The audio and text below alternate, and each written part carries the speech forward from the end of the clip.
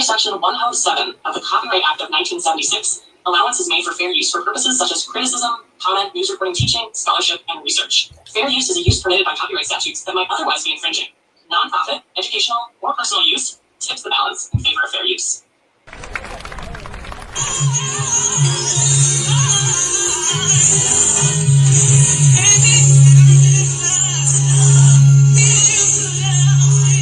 Welcome to the Broccoli Show, a daily show about black shit. And here's your host, Faith and Evans.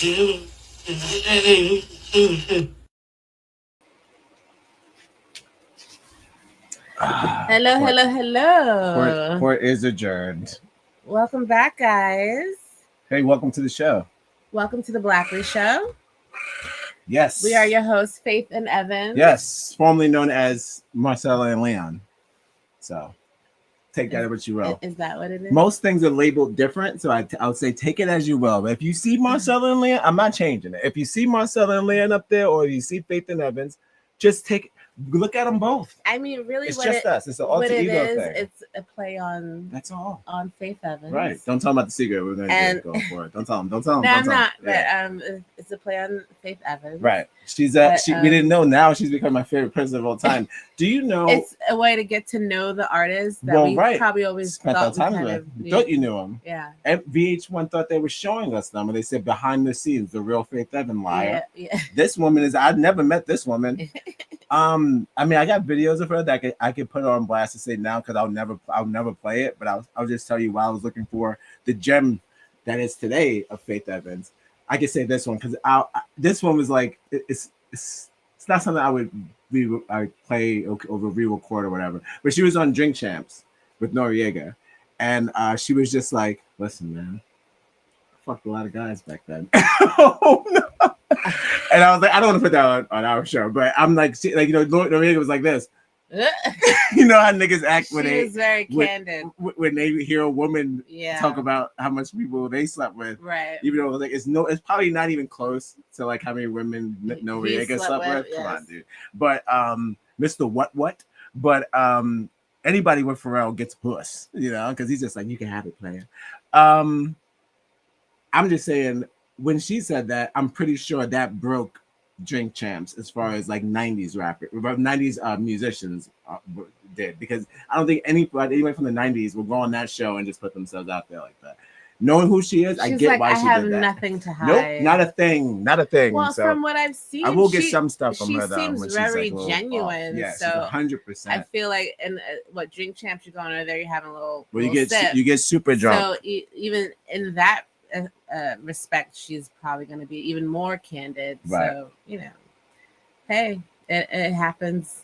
No, like what do you call it? Slut shaming here? Yeah, no shaming. I just thought it was. We are body sex positive, folks. It's dope as hell. It's dope as hell. As long as we use protection and don't scam anyone. It stumped him. I'm gonna slide a little bit. I'm on the edge. As long as you don't. First of all, don't shame. First of all, Noriega began super drunk on the show. Way more drunker than the people. I don't think I've ever watched Drink. I only watch it because you know how I feel about drinking, but I only watch it because of that. But as far as the when they go over the line, to me, he looks like he gets way more drunk than the guest get. He turns like red, like a Asian How long person. Is the show still on? Yeah, it's still on. I think it's like an hour. You drink for an hour. You sit for an hour. He gives you some drinks, and then you just talk about whatever he asks you or whatever. And it's like a hot wings, but with drinks. It's a hot wings. But does he ask like really profound? Does Noriega ask profound questions? I'm gonna be honest with you. If you just heard what I just said, so I said not so. Come on, so you say not so much like we watched. Guys, welcome to the Blackness Show. So good. It's so good. Yeah, it's called a cold open. Like, subscribe and share. Remember we watched Rihanna get drunk? and he was asking all those questions. Wasn't That was Seth Meyers. Seth Meyers? See, that's a cool version. Not to say that because he's white, it's better, but I'm just saying like the questions he was asking her as she was getting drunk. Yeah, fantastic. I wonder if that was a thing he was trying to start and it just never popped off. Listen, when you're first of all, I think that was like after COVID. He just wanted to start doing wild shit. But I don't think you have the liver to do those kind of shows. Yeah. No, absolutely not. He's a family man. They had another one with the wine, like so the two ladies would drink the wine, but it was so early in the morning. Like, were they really drinking wine? It was like 6 o'clock in the morning. No, a lot of them shoots are like they gotta shoot in the daylight, so it's kind of like be bright out because you can see the light that comes in from the bar. So it's like who's doing that drinking wine at 6 a.m. Niggas just like I got something to say and I got an album to push. Let's go, right? All right. Speaking of albums to push, shout outs to who did I see that came out with some new music today? Fantastic stuff. Gotta love it. We just talked about that. How do people continue to make music with all what's going on? Elujay, Elujay, phenomenal artist, dropped a brand new album today. Also, shout out to Tribe Called Quest. They also dropped a brand new album like last week. So it works. Elujay is like, I'm probably saying it wrong, but Elujay, it's not how to spell. I say it how I looked at it. I never saw them live, but Elujay is one of those dope ass eclectic African mixed kind of shit we listen to Marimba, all those kind of people, but brand new like this big ass albums, and I love it. I love that. So shouts to them. Shouts to dropping music even in the climate. We hate the president, but we still got studio time. Still making studio time. We hate the president. Everyone's still creative. Yes, yes. I think so that is a thing about just the human spirit, right? Like we can have all this stuff going on and we'll still manage to like make something artsy. That's sweet. See, just what? It's like doing the show. See, that's sweet. You're saying we find it even when it's not, because it's not. Sometimes it's not just for money, right? You're like, I wrote this song, even though I'm gonna get paid for it, but I just wrote this song out of like spite what's going on. I still found happiness to write this song or direct this movie, and no matter what.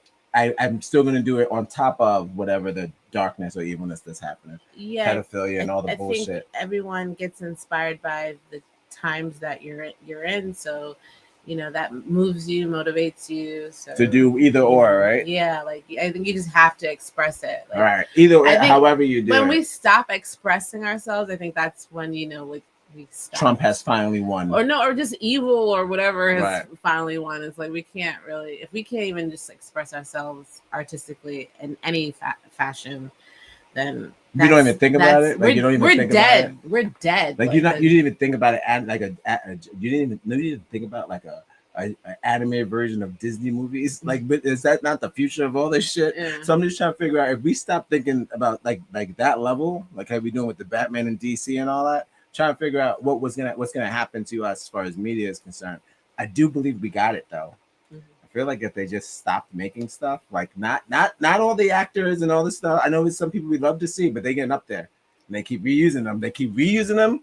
I'm not saying all. Yo, I'm not saying they old for the earth. I'm just saying I'm not saying they old. I'm saying they old for the earth. Right. Yo, so I'm like, but some of them are still moving. They're doing big. They're still action, still doing things. I'm just saying I think we got it. I look at TikTok every day. We show the show on TikTok every day. I think we kind of got it.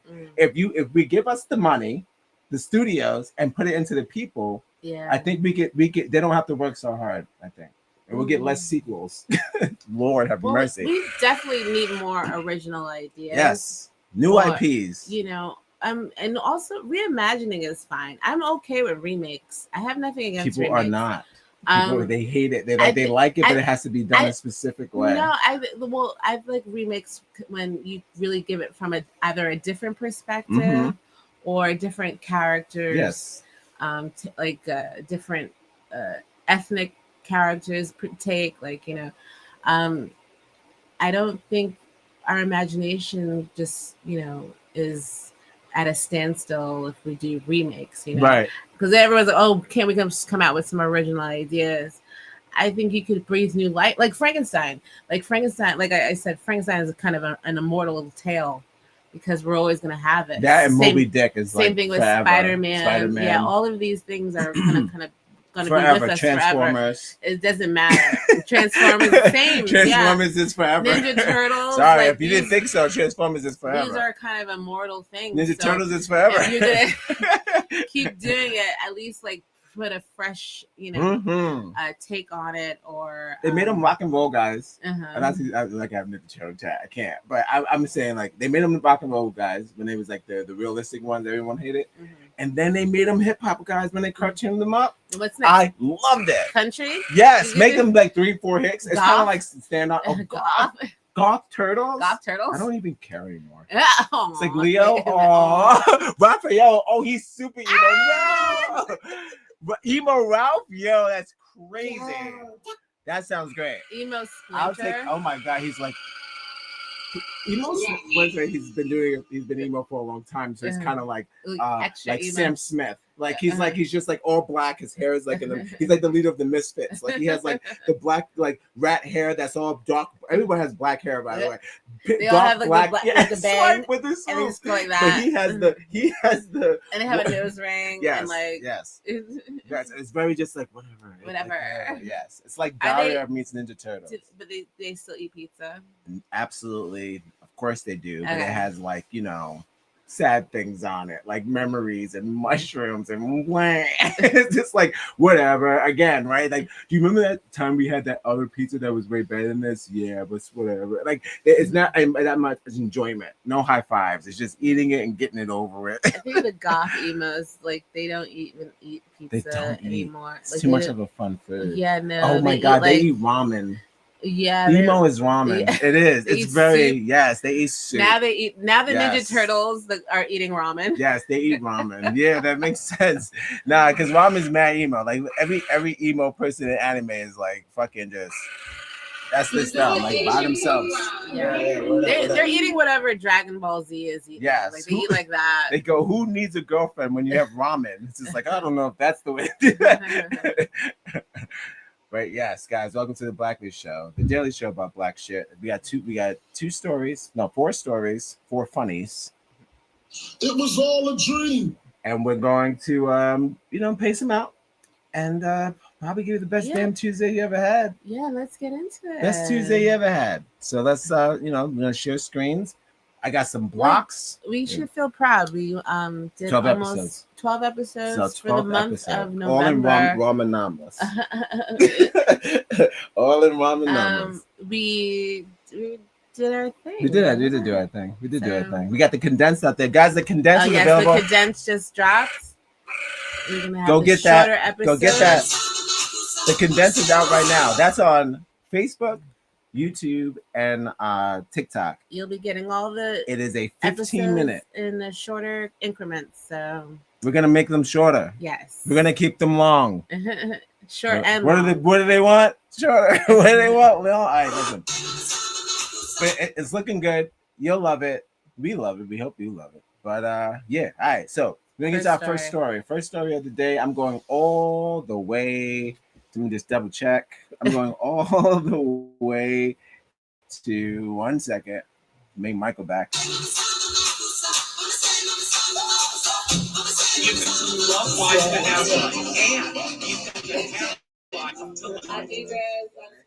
What is what? Say it again. Odd Negroes. ODD. Odd Negroes. Oh, Odd Negroes. I'm gonna go online to Odd Negroes. See? Yeah, we'll follow you guys. Thank you so much. I hope she's doing okay. Yeah. You know what? I gotta stop doing is star all this stuff. I'm addicted to starring. They gave it to me. Now everything is star. But see, that's how you miss out on what you're looking for. So that's okay. That's okay. It's gotta be there. And again, the troubleshooting today. It took up all my email space. Hold on. So good. The condensed episode is out right now. Go check it out. Not now. Shit. Not right now. Watch this show. Watch this show. But then afterwards, go check out the first episode mixed up a little bit. It's kind of fun. All right. Boom. We're going to yes. It is in Bloomfield, New Jersey, all the way to New Jersey. It is a fireman. We're going to the firehouse. I said the trouble in the firehouse. That's what I named the story. Trouble in the firehouse. What had happened was, well, you'll see. But this is our first story of the night. I'll say this, harrowing is a new word that I was trying to work with today. Harrowing. And I was like, if someone tells you that you're, what is it? The other word I was thinking about? You're baffling. Is that an insult? You're baffling? Is baffling an insult? Because I looked it up, but I was like, I don't know. That's borderline crazy. I mean, and incomprehensible. I don't think that is a thing. Would you say someone's baffling? Like, I don't know if someone is baffling or just like you're baffled. You can be baffled, but you can't be baffling. I don't think that's how that goes. Wow, but, somebody called somebody baffling, and I'm trying to figure out if that was an insult or not. It don't sound right, because that's the word you use when you say I'm baffled. Right. Or if you do, whoever uses that. But I'm just saying, like, it's at a place. I don't think it's a compliment. It's not a compliment. But I also don't think it's being used in the right context. Someone who used it didn't use it right. Right. That's what you're saying.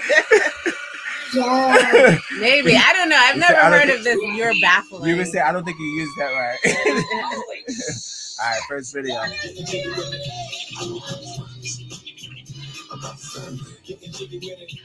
If you're just joining us, you missed some good stuff. All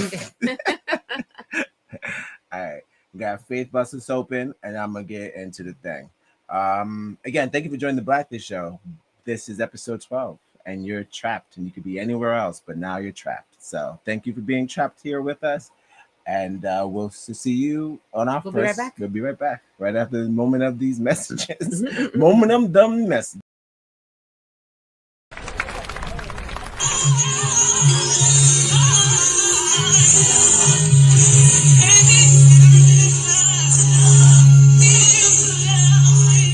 Welcome to the Broccoli Show, a daily show about black shit. And here's your host, Faith and Evans.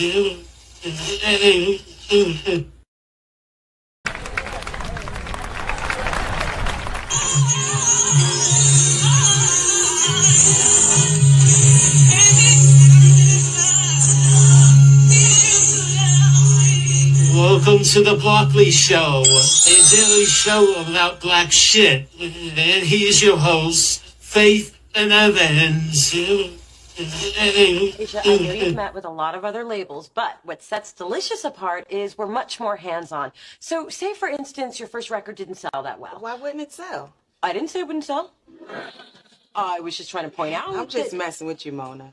Oh, good, because I was about to start lying. I am telling you, you and Delicious are a perfect match. So, I've been doing all the talking. Do you have any questions for me? Well, I'm a single mom, which means even though I love my music, my baby always comes first. So whatever label I sign with has got to understand that. Oh, believe me, I understand completely. I thought you would, since you've got a little pumpkin of your own. Drew?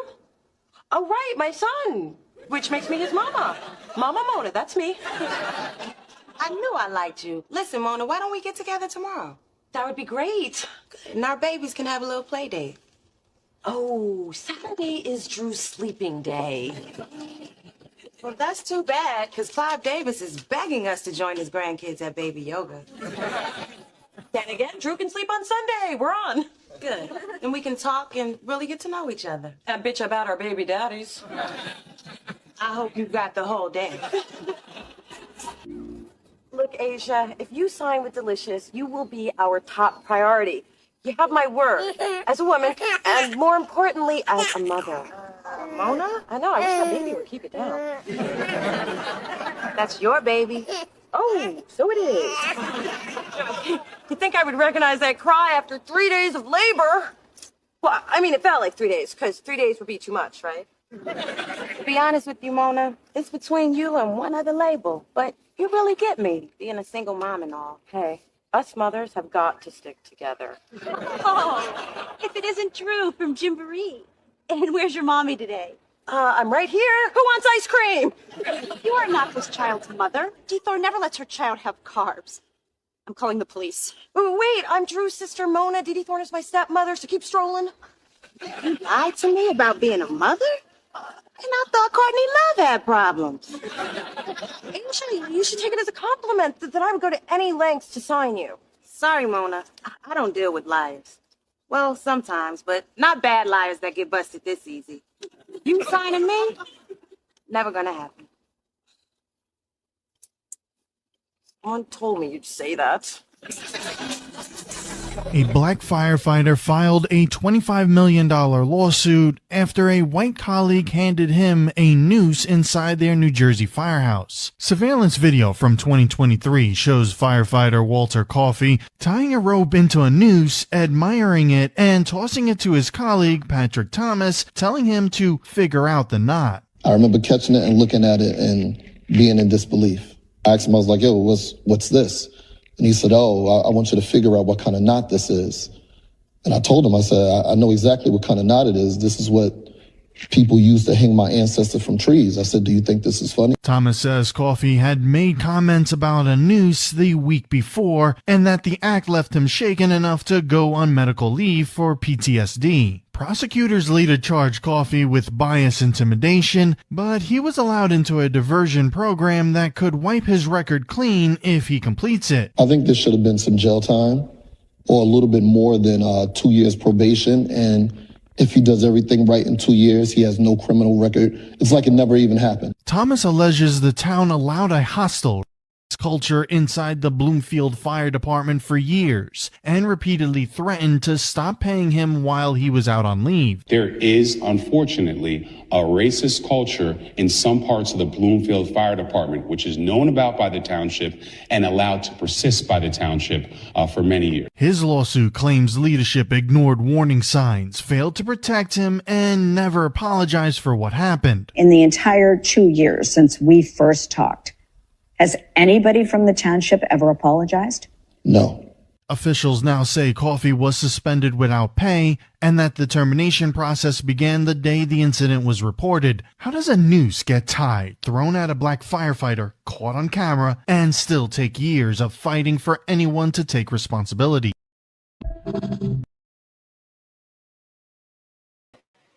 How do you know how it does? How the hell? People are fucking complicit. How people are irresponsible. The hell does anything happen like that? No, when you do nothing, that's what happens.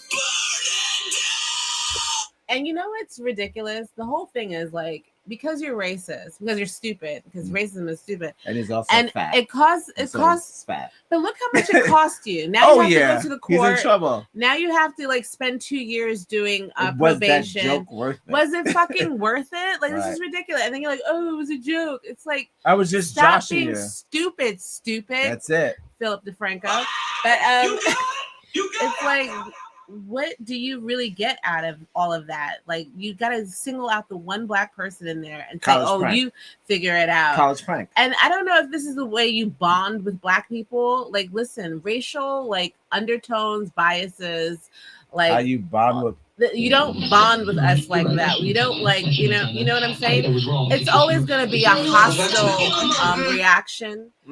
You know what I'm saying? Not without our permission. You cannot be telling no racial jokes unless we get like Louis, right? Louis will say maybe even the N-word on stage, right? He'll even say something like, well, he's also ginger. I don't know if that counts. But I'm just saying, like, he'll make a joke and we'll know he's coming around. We'll know that why he's making the joke is just to make us look like it's the joke is about us, right?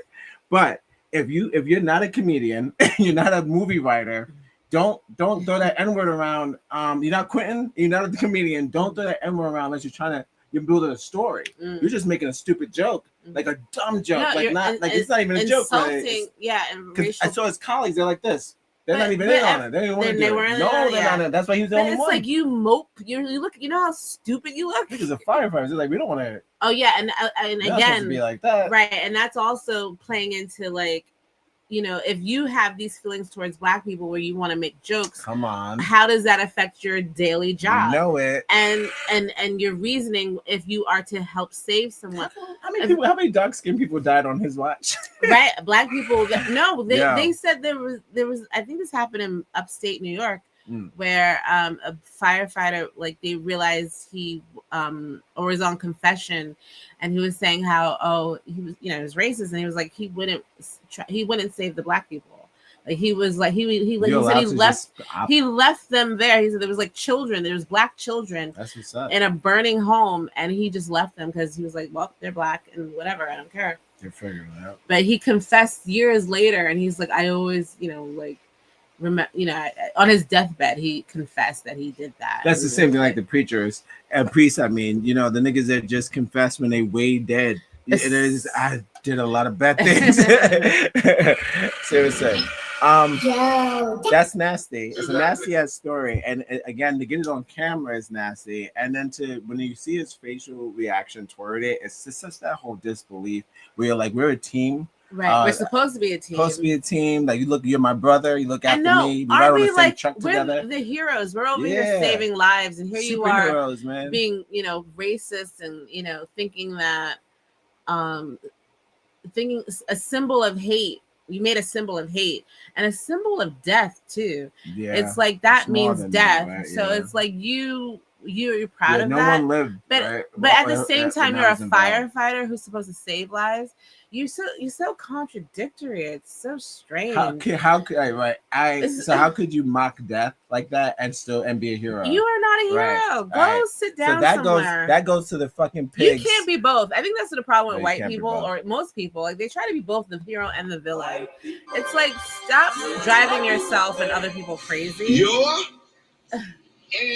Same thing with police. It's like you put that badge on and you take that oath. And you want to protect, even doctors too. You take that oath to protect and save lives. The doctors. And then, like, what the fuck? You go in there, you let the patient die, or you leave us something in the. No, you're talking about my man. You're talking about my man. My man he did only back surgery.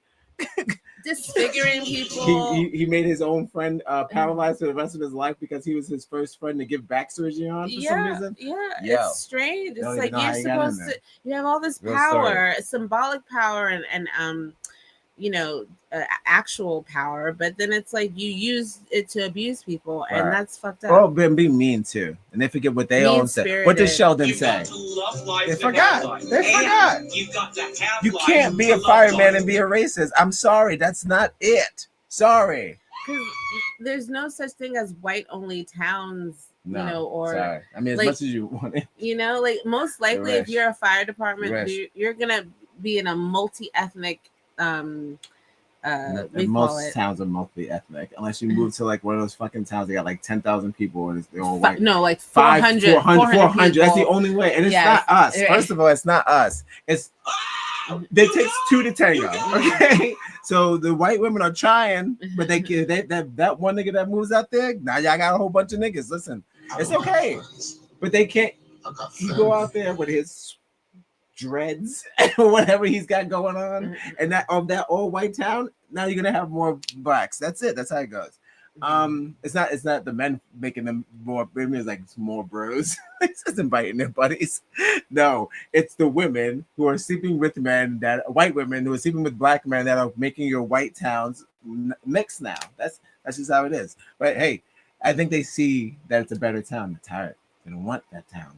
They want to change. They're changing it with their bodies. 2025. Like, what do you changing want? It. Like, physically saying, I will birth the black child in order to get this shit all figured out. If there's nothing but white people here, I will birth the black child, and there's no black women. There's like 4. So yeah, I'm pretty sure they're doing that for a service. White men don't get it, but it's not just because there's irresistible. I think they want to make that town I don't know where different. we're going with this. No, I'm just talking about how white men believe that it's us going into those towns, making them non-white, where I believe it's a relationship thing. So it's not just like they blamed us for that for Japan too. No, they said too many black men are coming to Japan. All I'm saying is, like, it's not You have to want to sleep with the man in order to have a kid. That's all I'm trying to say. It takes two. Okay, and don't be a racist. Like, Don't don't throw nooses at black people. It's not relevant. And whatever you saw, whatever that guy saw early in the morning when he was in the toilet on his phone that pissed him off to make that joke, like, unsubscribe, dude. Like, stop watching that shit because you're not motivated for the day. Those are not Wednesday vibes or whatever the fucking day it was, or Tuesday vibes. You were feeling like you're feeling weird to make that joke all the way to the floor. Why would you bring that all the way out, that joke? You know, it's funny because it's like we see so many videos of white people doing like monstrous things to black people. And again, we never go outside with this like, oh, white people are like this. You know what I'm saying? Yeah. And I feel like it's fucked up if like white people are watching the videos of, you know, black people do like weird shit. And then it's like, oh, that's all black people. And they go out with that same attitude. And I think even the person that they're working with is like some like form of that, you know, right. Like you take, like you get too literal and, or like, you know, it can just be like jealousy. Sometimes in the workplace. Mixed though, it's mixed. So how do you control it if it's mixed? You got some that are jealous, some that wants it gone.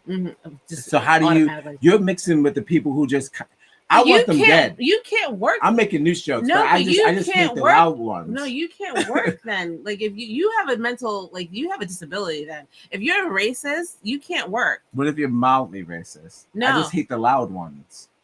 Like that, but you say that. No, because everyone's gonna be loud. Every black person's gonna be loud to you. I never met a quiet nigga. I'll tell you that. I don't need it. Yeah, no. If you're racist, it's a handicap, and you probably shouldn't be working. You should probably file for disability. Definitely shouldn't be a fireman. You don't think you can handle any other race? You're dealing with black people. You're dealing with Asians. You're dealing with Latinos. It's like I don't know. Like you gotta find a different way because we're always gonna be around. You know, no matter what. So if you are, and it's not just us going over there. Sometimes they be hollering at them. If That's you're what I'm trying to say. Intolerant to other races, they should declare that racism as a mental disability or a war strategy. And you should probably not work. You should just collect. Definitely not be a fireman. Stay away from people. Yeah, let that house just burn, brother. You can't work at you can't work at a gas station. No. Can't work at a library. Like everybody racist librarian. Oh snap. You can't work anywhere. It's a handicap. The racist librarian. If you really can't fix it and there's no pill, then you need to like just stay home. I got this new stroke. Yeah, you can't even control your like. Oh, Jerry, what's this look like? You got like Tourette's. Like you just start saying monkey don't do it. when you see a black person. Don't do it. You go, like, I just want to just say this one new stroke. Yeah, that's. Yeah, everybody's like, don't do it. His friends, colleagues say, don't do it, please man. Don't do it. You're gonna get the whole station in All trouble. of us are gonna get in trouble. They're gonna close us down. He's like, Joey, what's this? He's like the lady from Target that can't like hold it back, and she's so excited from SNL. Yeah, and she's like, oh, I'm so excited. Like that's how they get. Like they just, you know the complications you're risking. Like you're gonna be on the news. Everyone's gonna know you as the racist guy. Because black people, we don't care now. We're gonna sue. Like that's it. Like our new thing is like sue. So many other black people remember black people that I don't remember because there's been so many crimes. And like I'll watch a video. Somebody said that motherfucker. I was like, y'all remember that person? So it's kind of like that guy is gonna remember somewhere else. Like just don't do it. Like somebody that's gonna cover that story is gonna be way more angry than the guy that it happened to, which will spread the thing. You know. So I'm just saying, don't be the guy that people rally up against. You know. Right, yeah. Be the guy that people rally for. Jeez, why be the asshole?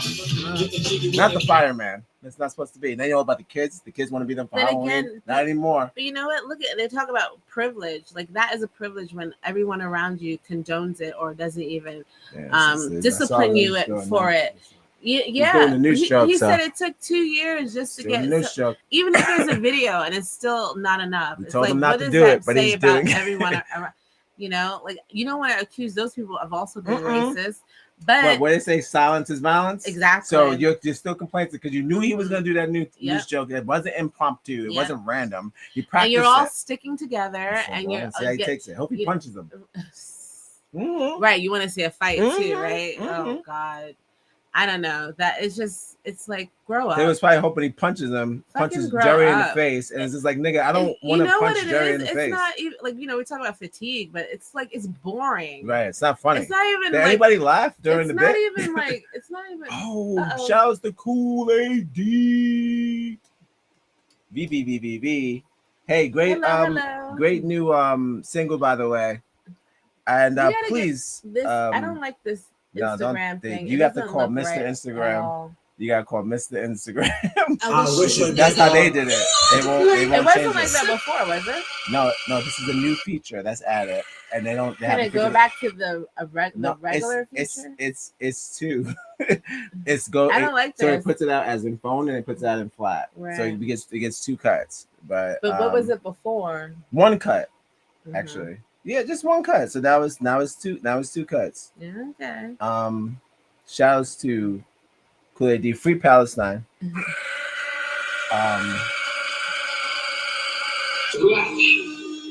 Hi chat. That's it. I don't have to get. I'm trying to write like it. You're like, what are you writing? I don't know. Fucking write it down. All right. Yes. You can't be a hero and a villain. The fireman can't be a racist. Just don't even sign up for the job. Don't even do it. Don't even do it. Because there are Halloween costumes, like for children that look up to them. So don't be the dickhead. Yeah, All like right. would you do that to a child too? Like if you're because What you do know think they this go looks around like? to What's this they firemen and policemen. They go to kids. To the schools and they talk to them because they want to recruit them eventually. Like, oh, and also like it's good public relations. Like, oh no, we're the friendly guys, we're the good guys. But like, do you kind of want to just throw a new set like half the kids in there? Like, hey, what's this? What do you guys call this? It's like, fireman, why are you doing this to the kids? Seriously, why are you doing this to the kids? That kind of, I don't know. That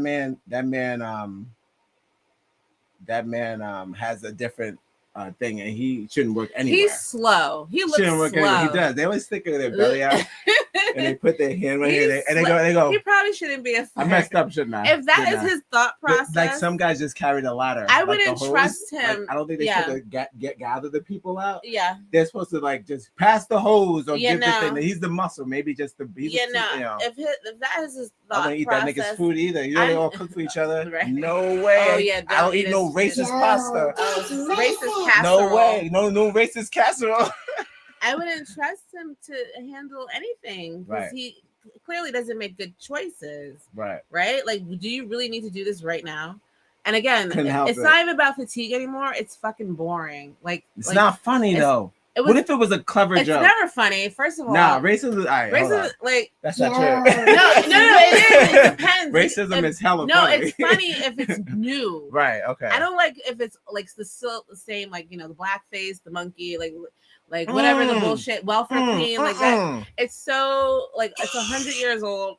Be clever. Be clever with the racism. No, I'm saying being clever. Give us something to actually like think about. Come on. You gonna call me an ape? Nigga, y'all made 5 ape movies. You can't do that. And it's mostly y'all. Y'all the ones. Wait, who's the last that we? Nigga, they put Mark. Did Ryan Coogler do an ape movie? Did Spike Lee do an ape movie? Spike Lee Denzel Planet of the Apes. Did Denzel do an ape movie? Like we don't fuck with apes like that. Y'all the only ones. You said y'all be all up in there. You said Spike Lee. Holy shit! Like for real. Like when's the last time we had it? So you wowing out? Oh shit. No, I would fuck with Spike Lee if he did that. It's probably crazy. If he did a Planet of the Apes, it's probably good. The soundtrack is fucking bananas. The African American Brilliance. Welcome to the Blackness Show, guys, where we talk about where you get your money's worth. You get your money's worth. Yeah, that shit. We did Spike that. Lee. Well, no, like if he's on his way out, he should do a sci-fi movie. Has he done a sci-fi? No, he needs to because I guess High Lows wasn't sci-fi because I don't know what the fuck I was watching. Yeah, that was Bizarre World. It was a Bizarre World. Shouts to Apple. Apple gave him all that money to make that some dumbass movie. No, hey, no disrespect. A$AP Rocky is good in the other thing. I don't mind him in that. I still don't like him in that movie. He's the same He's person. He's like, I'm A$AP Rocky. ASAP Rocky. We just watched a really great movie. It's called "Would I Kick You If I I'll Had kick Legs?" you if I have legs. Shout out to what's her name? A24 Studio. Shout out to A24. Shout out to Rose. Shout out to Rosa Byrne. Rose Byrne. Bien. I'm not sure quite how to say her last name. Bien. B-Y. I put her name in the chat. We always remember her from Get Him to the Greek. Judd Apatow movies.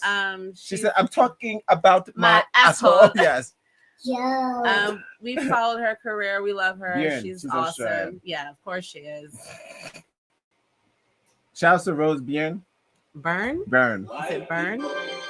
Yeah. So yeah, that's a great movie about parenthood. No, not parenthood, women, but just women. I think I got the anxiety of being a mother and giving the responsibility of taking care of another human being and bringing them into the world and how it affects you and your life around you and all that stuff. It's really good. It's deeper than that. It's a lot of symbolism and all that stuff, deep. And so it's really. Deep.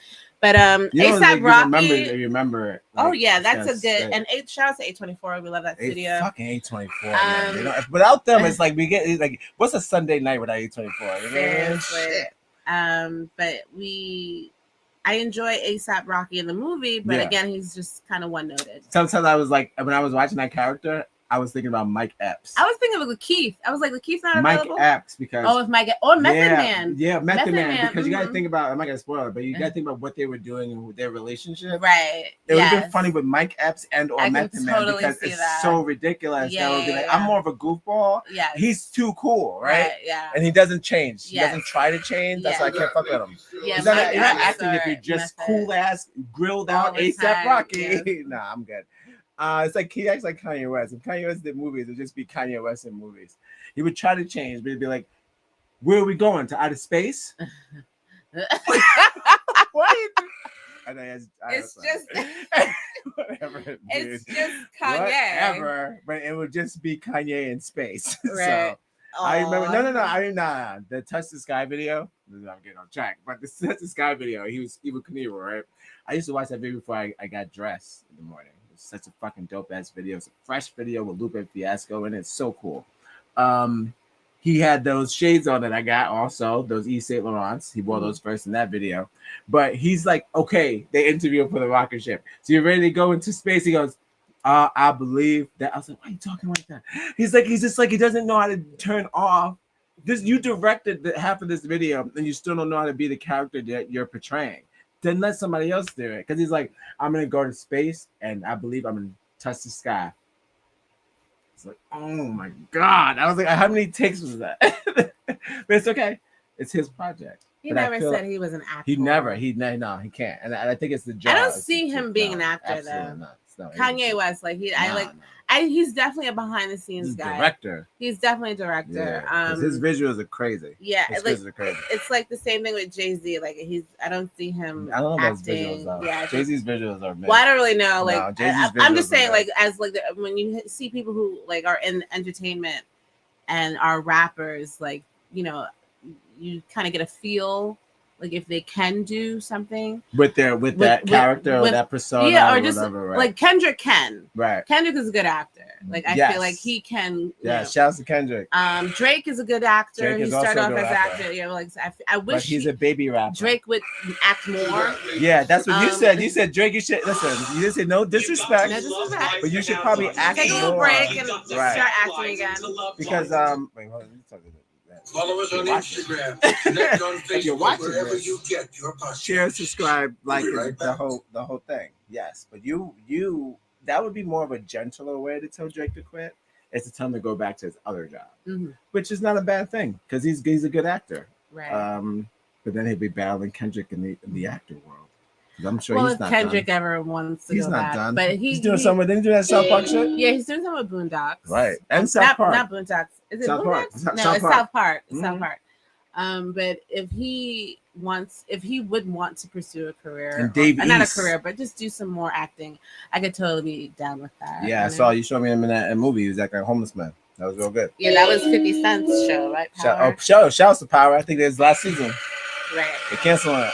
That's too many spinoffs. Yeah, that's enough. That's It enough. was That's all a enough. dream.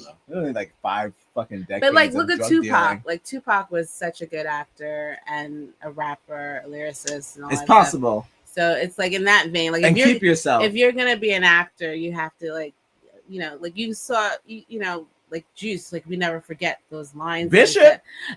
See, You talking about Bishop? That's the sign of a good actor because you don't forget that it's Tupac. No, I saw Bishop. You saw Bishop. I wasn't afraid of Tupac. I'm afraid of Bishop. I was like, that nigga needs psychiatry. Like we make fun of Ice Cube and Ice T because like we feel like they're kind of the same person. Ice Cube said, "I'm tired of these Fridays." But you said that last Friday. Like they're just playing themselves, which is cool. Like if you made a career out of yourself. No, it makes them money. But it makes you money. I'm not hating that. Nah, I love it. But I mean, if you want to be an actor, you gotta go to Bishop mode. It's like I believe that nigga. Word, like what? Like, scary, man. But there's always a select of rappers that can actually do that. But I think Kendrick can go there. I think Kendrick could. He's out of his mind. Yeah, he's out of his mind, but in a good way. All right, so we hit the fireman story. We're gonna come back. Okay. We're gonna hit him with the two TikToks or one TikTok. One TikTok. 2 TikToks, real quick. All right, 2 TikToks, real quick. Okay. 2 TikTok black funnies. Okay. And then I'm not doing this fucking politician. Oh no. I'm not even because of the blazer. I wasn't doing that all day.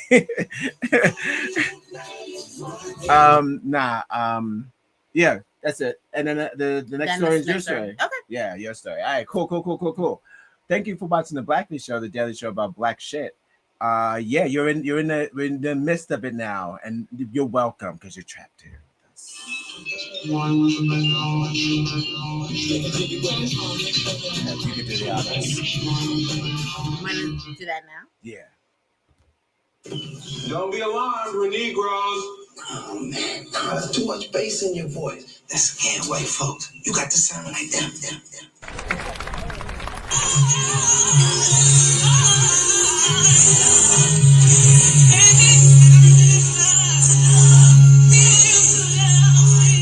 Welcome to the Broccoli Show, a daily show about black shit. And here's your host, Faith and Evans.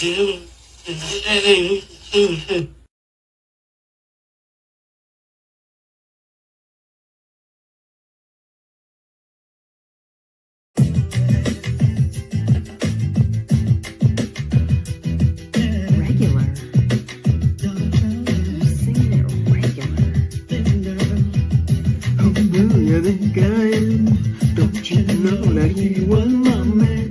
But I chose to let him go. When you and I get looking at me like I'm hurt. When I'm the one who said I didn't want his word. Don't you forget I had him first. Stop blaming me. That was the green screen. Shout out to Toni Braxton. She was a force of her own. But again, it's one of those things. It's not tones. Okay?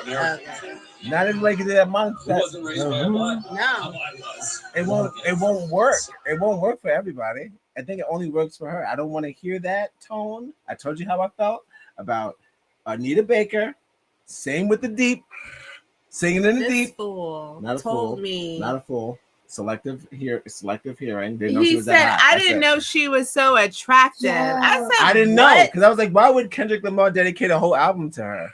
It's like, why didn't the thing with the thing? I was like, why are you so psyched? Why are you hating on Anita Baker? She's a smoke show, and also, but her music makes me sleepy. Sorry, makes me sleepy. Toni Braxton got some kick. That's because of Babyface. Shout out to Babyface. Shout out to Babyface. We know who Babyface is. All right. Speaking of black women. Oh, right. Kai Cenat doesn't know who Babyface is. He doesn't know who Wale is. He went to the BET Awards. Right, that's what he said. He went to the BET Awards. And he was like, you look familiar. Can you imagine? It's kind of like you're gonna get famous for being like that. Like someone's gonna. If that's a joke, it's clever. You're clever. You won again, Kai.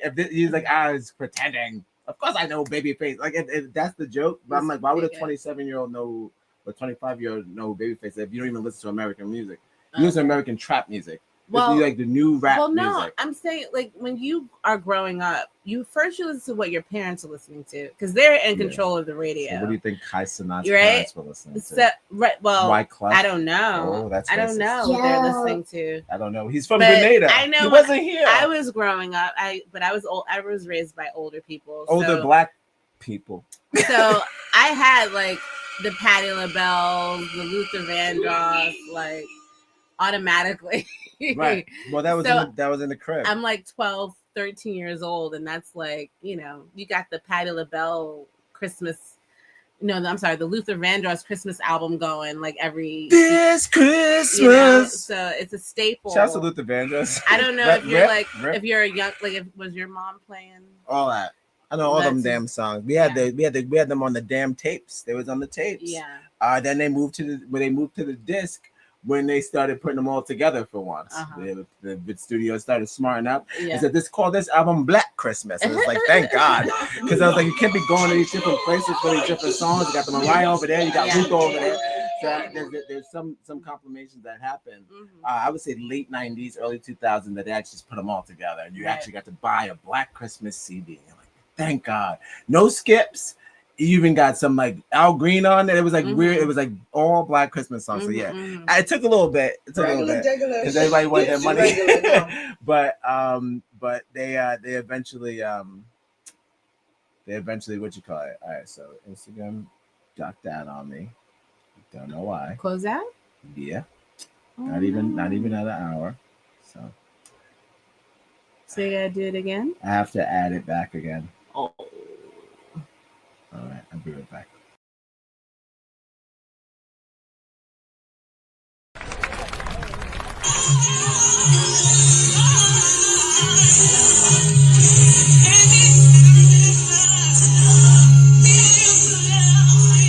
Welcome to the Barkley Show, a daily show about black shit. And here's your host, Faith and Evans.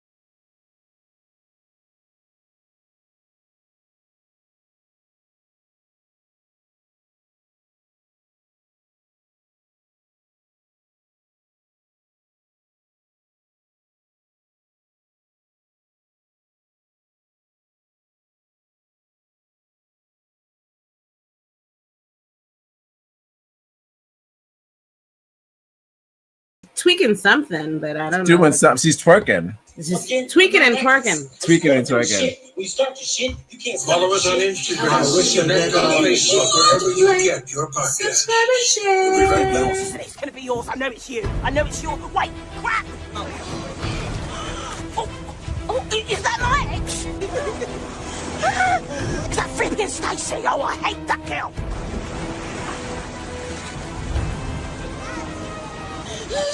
Jack, come here, let me give you a kiss. All right, Stace.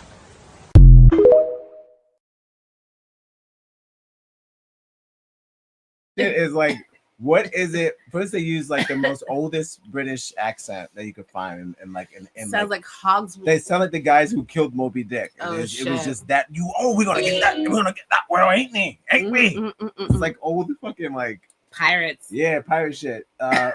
Peaky Blinders. Yeah. But when they do make fun of the women in the reality shows, that shit, fantastic work. It's gonna be yours, isn't it? It's gonna be yours. I know it's you. I know it's your. Wait, crap! Oh, is that my ex? Is that freaking Stacey? Oh, I hate that girl.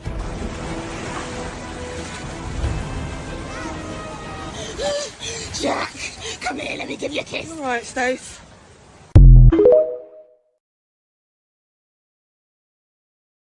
It's just their whole take the British shows, take the American shows, and fuck with them a little bit. All right, guys, welcome to the Blackness Show, the daily show about black shit. Oh, you good? You good? Hey, shouts to Tuesday. I hope you're having a great Tuesday, and I hope you're enjoying yourself. I know the pie is probably wet all over. It was all a Hey, yo. But I know it's supposed to be raining, it's a little drowsy, but I hope that you're keeping dry and you're keeping positive. That's what this show's about, right? Unlike that firehouse in Glendale, I forgot where it was at, not North Carolina. I just said it. I forgot. But you know, unlike that place, don't be like them. You know what I mean? Mm-hmm. Be less like them. All right. So we're gonna get into a second story of the night. Thank you for joining us. Don't forget to like, subscribe, and share. Do the things. If you like what you're hearing, chime in. You know, fucking, I don't know, chime in, share the video. Let your voice be heard. How about it? All right, let's get into our second story of the night. Thanks for joining us. Shout outs to those two British women. I'll get their names. Jeez, okay, I'm gonna get them. They realized that we share their videos. By the way, they found us. They what? They found us. Who is I've it? been tagging them. The two British women. Oh yeah. Give us a thumbs up on TikTok. Oh, good. I'm gonna tag them in the short, and we'll see what happens after that. We'll see what happens. Speaking of the short, our Negroes condensed version out right now. Don't be alarmed, we're Negroes. Out right now. Go get it. 15 minutes of pure fucking funk. Out right now. YouTube, Instagram, and also Facebook. Go check it out. And TikTok. Fuck it. It's everywhere. All right. We're going to come back with our next story of the night. Where are we going? Surprise? What? Where are we going? What's the location? Nerds. I don't know. I didn't We're going watch to it. cyberspace. We're going to the nerds. You got it. Radar, sonar, laser beams, jets, tanks, submarines, megathons, H-bomb, napalm, Follow us on Instagram. Connect on Facebook, wherever you get your podcasts. We'll be right back.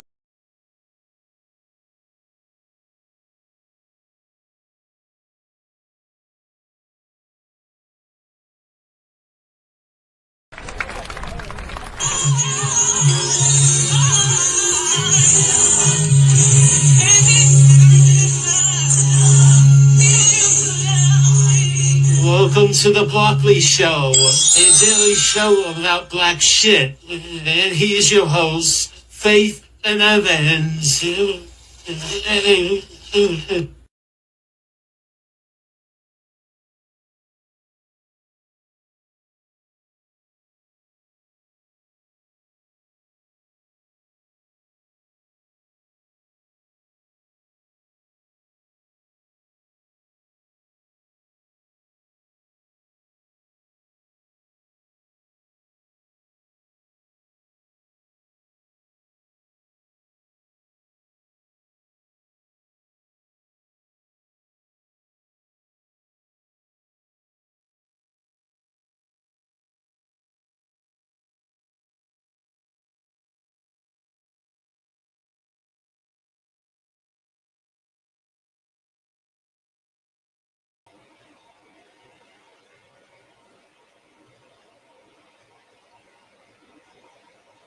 You said Spike Lee.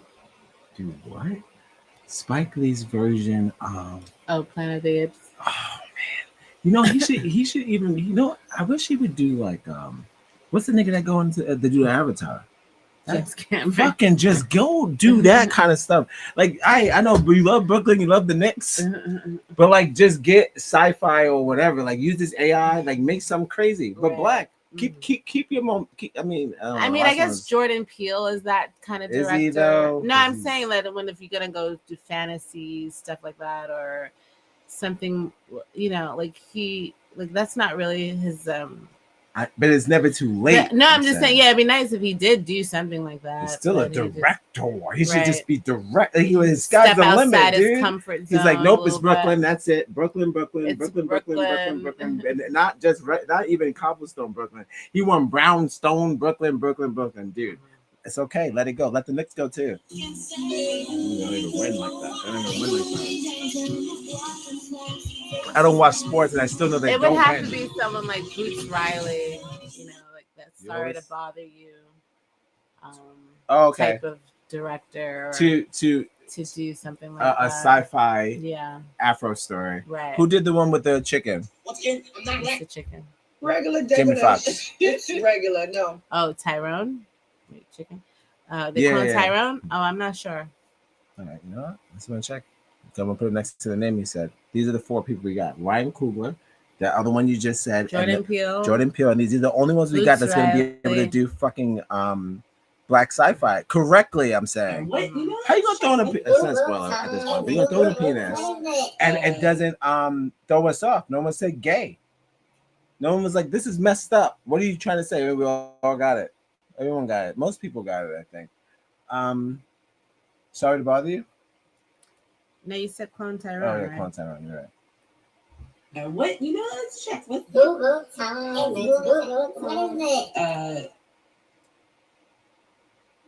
Jewel Taylor. Handsome. Aww. Look at him.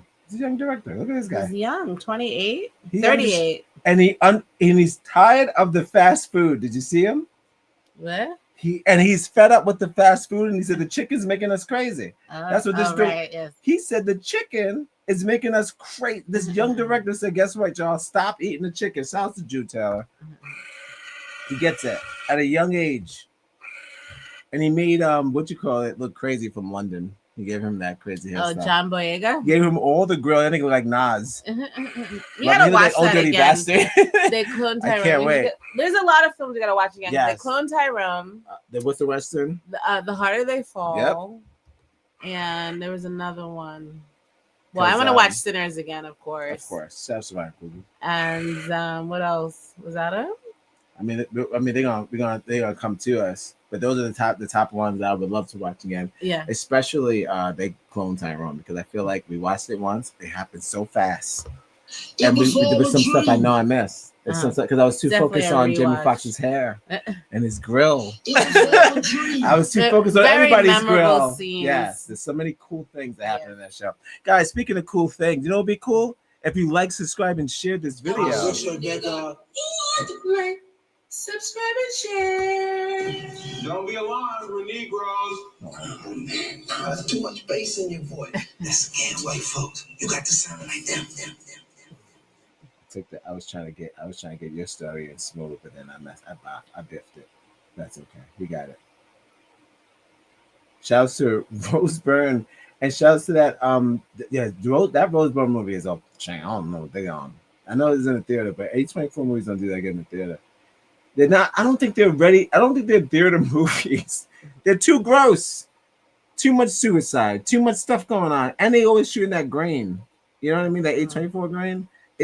Are they movie films like big screen? Yeah. I don't know sometimes because they put they're considered like kind of independent movies, right? Because it's or like low budget is usually independent. So, yeah, they've had those kind of movies in the movie theater, so it's fine. I'm just trying to figure like I'm just saying you don't really have to do it. I mean, they're artsy, but it's not like something that you don't have to have in the movie theater. No, I'm not saying that, but I'm saying like if you watch in your house, you'll still feel the vibe. People always make them when they do their reviews of movies. They always go, "You have to see that in the theater," and I'm like, this is not one of those things where it's like you'll still get the message from the comfort of your home. Right. Just I mean, certain movies though, go out and go check those out. But this is one of those movies where it may seem like it has a lot of heavy visuals that you may want to see on a big screen, but because the trailer's got a lot going on.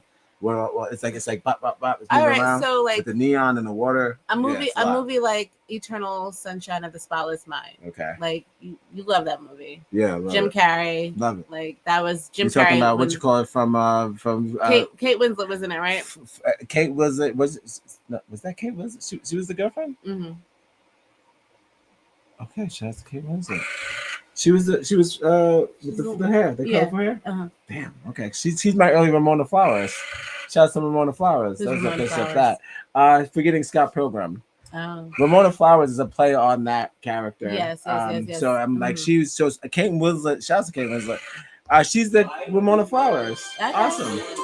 Shout out to Scott Pilgrim. But yeah, I'm saying like she is that movie was in the movie theater, right? Yes. So well, that was an artsy kind of crazy movie. Right now, I'm just saying it wasn't so like much color in that movie. Okay. Like so, there's planes. There's certain things in that movie where they leave the earth, like where it's like just colors and like. It's most definite.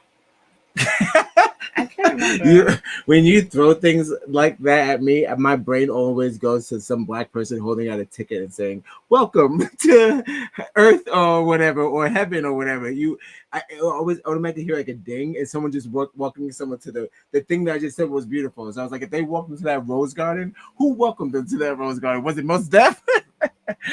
That's funny. Not because I know they wasn't in it like that, but they had to. They might have been like just like a one line or something. No, he wasn't in this one, but I know he was in something. There's no black people in that movie. There's hardly any black people in this one. It's okay. It's okay. It's a good movie. Elijah Wood, Mark Ruffalo. Why are you so obsessed with me? Such a good movie. But it's okay. That's why people do cool things. You got that, Jim. Jim, that's all you. But great movie. It's a fantastic movie. And I, you talk about seeing that in the theater, yeah, for sure, because they're rollerblading, some cool stuff happening. Colors, but I didn't see it in the theater, unfortunately. That's okay. Yeah. But maybe they'll end up re-releasing that. That's the kind white people. That's their Donnie Darko. Yo, that's amazing. Donnie Darko. Yes. Speaking of Donnie Darko and Ramona Flowers. And Scott Pilgrim. Let's get into some fucking nerd shit. Yo, that's racist. That's not that racist, but you know what I mean. That's a good point. Although he's Don't forget, guys. Don't forget. Follow us on Instagram. Connect on Facebook, wherever you get your podcasts. We'll be right back. Black nerds, aka blurs, is the topic of today's video. Now, me, I consider myself a nerd, but some may not. So, for example, I love video games. I've been playing them since the age of 7. I've always loved sci-fi films, consumed about DC and Marvel comics. On the flip side, I'm not into anime. But growing up, I was very into films like Teen Titans, Samurai Jack, Avatar: The Last Airbender. So I guess to some, it would be debated. So within the black community, especially growing up in the hood, being a nerd or just even consuming the culture will make you stand out. It goes against what's stereotypical for black people. This is a flaw within the black community that I do not like. I say this all the time, but as black people, we are not a monolith. And we got to start respecting that within the community. I will say this though, I feel like in 2025, being a nerd is kind of cool. Let's say versus the 2010s or the 90s. It is most definitely more acceptable now. I want to talk about how all of a sudden being a nerd is in and we're erasing all of like that awful childhood stuff that happens to so many of us. Because now it's, we weren't bullying y'all because y'all were into anime. We were bullying y'all because y'all stank or y'all were always doing something weird. A lot of y'all were bullying us just for being into different things. I went to many schools with other smart black kids. I love to read. And I got the pants bullied off of me for liking to read in a smart school. I had my black Carter book so often, I'm pretty sure I'm still in Black Folk Day. Because like I don't think I have white girl, whitest black girl I know, Oreo, wanna be white, all of it, all the time. And I tell you, like, these new age black geeks, they would never understand how it was to be a black geek back in the 2000s and 2010s. Now that was the trenches. Like, I consider myself a black geek activist because, bro, back in the day, bro, I had to defend my hobby. Like, y'all don't understand. The insults were crazy. Like, we would be talking about, like, normal, like, crap in front of everybody. And then, like, we would go home on our computer and be having discussions about anime with people online. Like, people don't understand. Back then, most of our anime discussions or geek discussions were, like, on the internet. They were not in real life. Because if you spoke about anime, like you were about to get ostracized. You had to hide it. Yeah. For me, y'all, I did not have these problems, and that's why I kind of think to myself, was I really a nerd or am I really a nerd? But looking back, I was most definitely a nerd, bro. This was me in the 10th grade. I mean, I had a 4.0 GPA, was in pretty much all AP classes, dog. I was textbook nerd. The thing about it is, as a black nerd, you really just gotta find your group of people, and even just being a nerd in general. I hate this talking point because even nerds in the white community are done the same way. me. Like, got bullied for liking anime, and then I got bullied for wearing anime and an Avatar t-shirt, and like that I liked Pokemon, and that I carried a DS, and I was in bands. Like and I had braces, and I had glasses. There was just so many reasons, and I had short hair. There was just so many reasons to get bullied that like getting into Kingdom Hearts was another reason I didn't want to get bullied. Don't worry, we're gonna make it. We've been looking for clues to find Clay.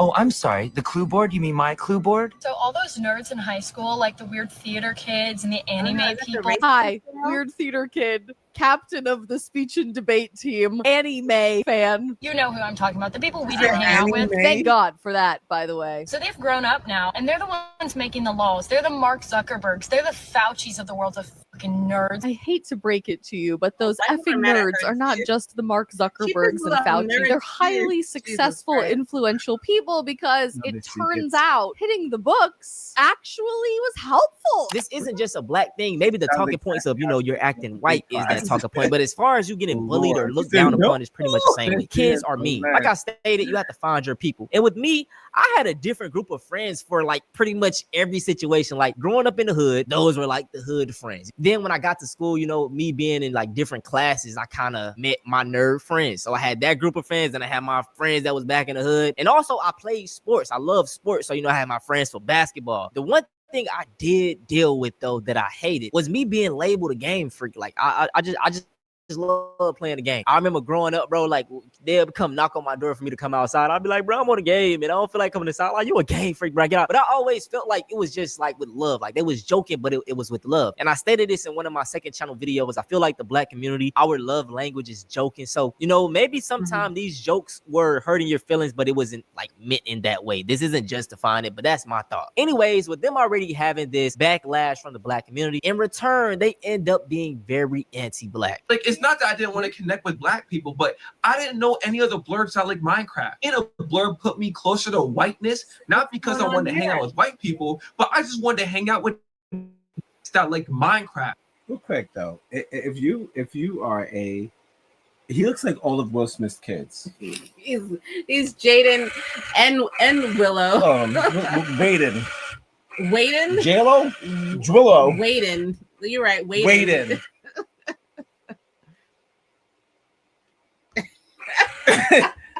Yo, that's racist. You can't be. How you gonna be like multiple genders of people who get bullied and attacked, and then bully somebody? You can't be. You're like. Well, we just said you can't be the bully and the hero, the villain and the hero. Right? But like literally, your gender, the mixed gender, the binaries, the gays, the bisexuals, already like they get picked on. So you can't hit on another group as being a group. Well, unless you're trying to put take the you doing mean off girl of shit. You, like No, don't we hate those guys? No, that's the diversion. That's fucked up. You can't do that. You can't be like part of a hate group already, and then people hate you already. Unfortunately, this dude, interesting. So I don't play games online anymore. I don't want to talk to people. I don't want to hear their thoughts. So you become even more antisocial. No, because first of all, well, they're racist. That's one of the stories. It's not one of my stories, but did you hear about the girl that killed herself? What? Because she was getting bullied online because she was into this cosplay. Is recently? It just happened. Do you remember we made that episode about black female or black people cosplays, and then we put up that whole testimony about how many black women, the whole montage, how many black women are on TikTok right now every day, fucking fighting for their lives. Because if that's what you love, and somebody's trying to convince you not to do it, what are you gonna do? So it's kind of like, I love this, and it's like, no, you don't. You can't. You're too black to love this. You're not supposed to be here. And then the Asians have to come and say, "They're not the black one." That was racist. But I'm just saying the Asians have to come out and defend the black people and say we didn't. They may be Asian like, and that, but they could be anybody. It's tricky, but it's not tricky. It's simple, but I'm saying like, yeah. I mean, I don't know that particular story, but I know that it's a problem. That's why I did that show. We did that show about the black color, the black cosplay, because it's like it really is a problem for people to see characters that are made up be any color that they could be. They're not real, so and I like just fucking drawings. I've seen a lot of really good black oh my god cosplayers because they make their bodies like black women. They don't look like white. Well, no, most anime is like I'm saying they built like they have heavy like. Okay, all right. Even if not trying to get horny, this is not a horny stream. I'm getting dangerous now. But most anime characters, even as designed for the Japanese counterparts, don't look like any white women. So I'm trying to figure out why do they think they look like them? It's not y'all. The men don't look like y'all either. They look like either Japanese men and then sometimes black people. That's it. So I don't know. I don't know why they got that. They got that because one time they made somebody blonde and they thought it was them. Japanese people love coloring their hair, dude. They just love they just do things. I don't think they ever. I never seen an anime that was based off a white person's life. I'm just saying, but they just took that. That was just their I don't know, just something that we're into that we can't enjoy together. That's all. Well, what I was referring to is just the makeup. Like it really shows how creative and black people are with the makeup. It's very artistic. So awesome. They nail it. Like they get the highlights and all that stuff. Like they really go in.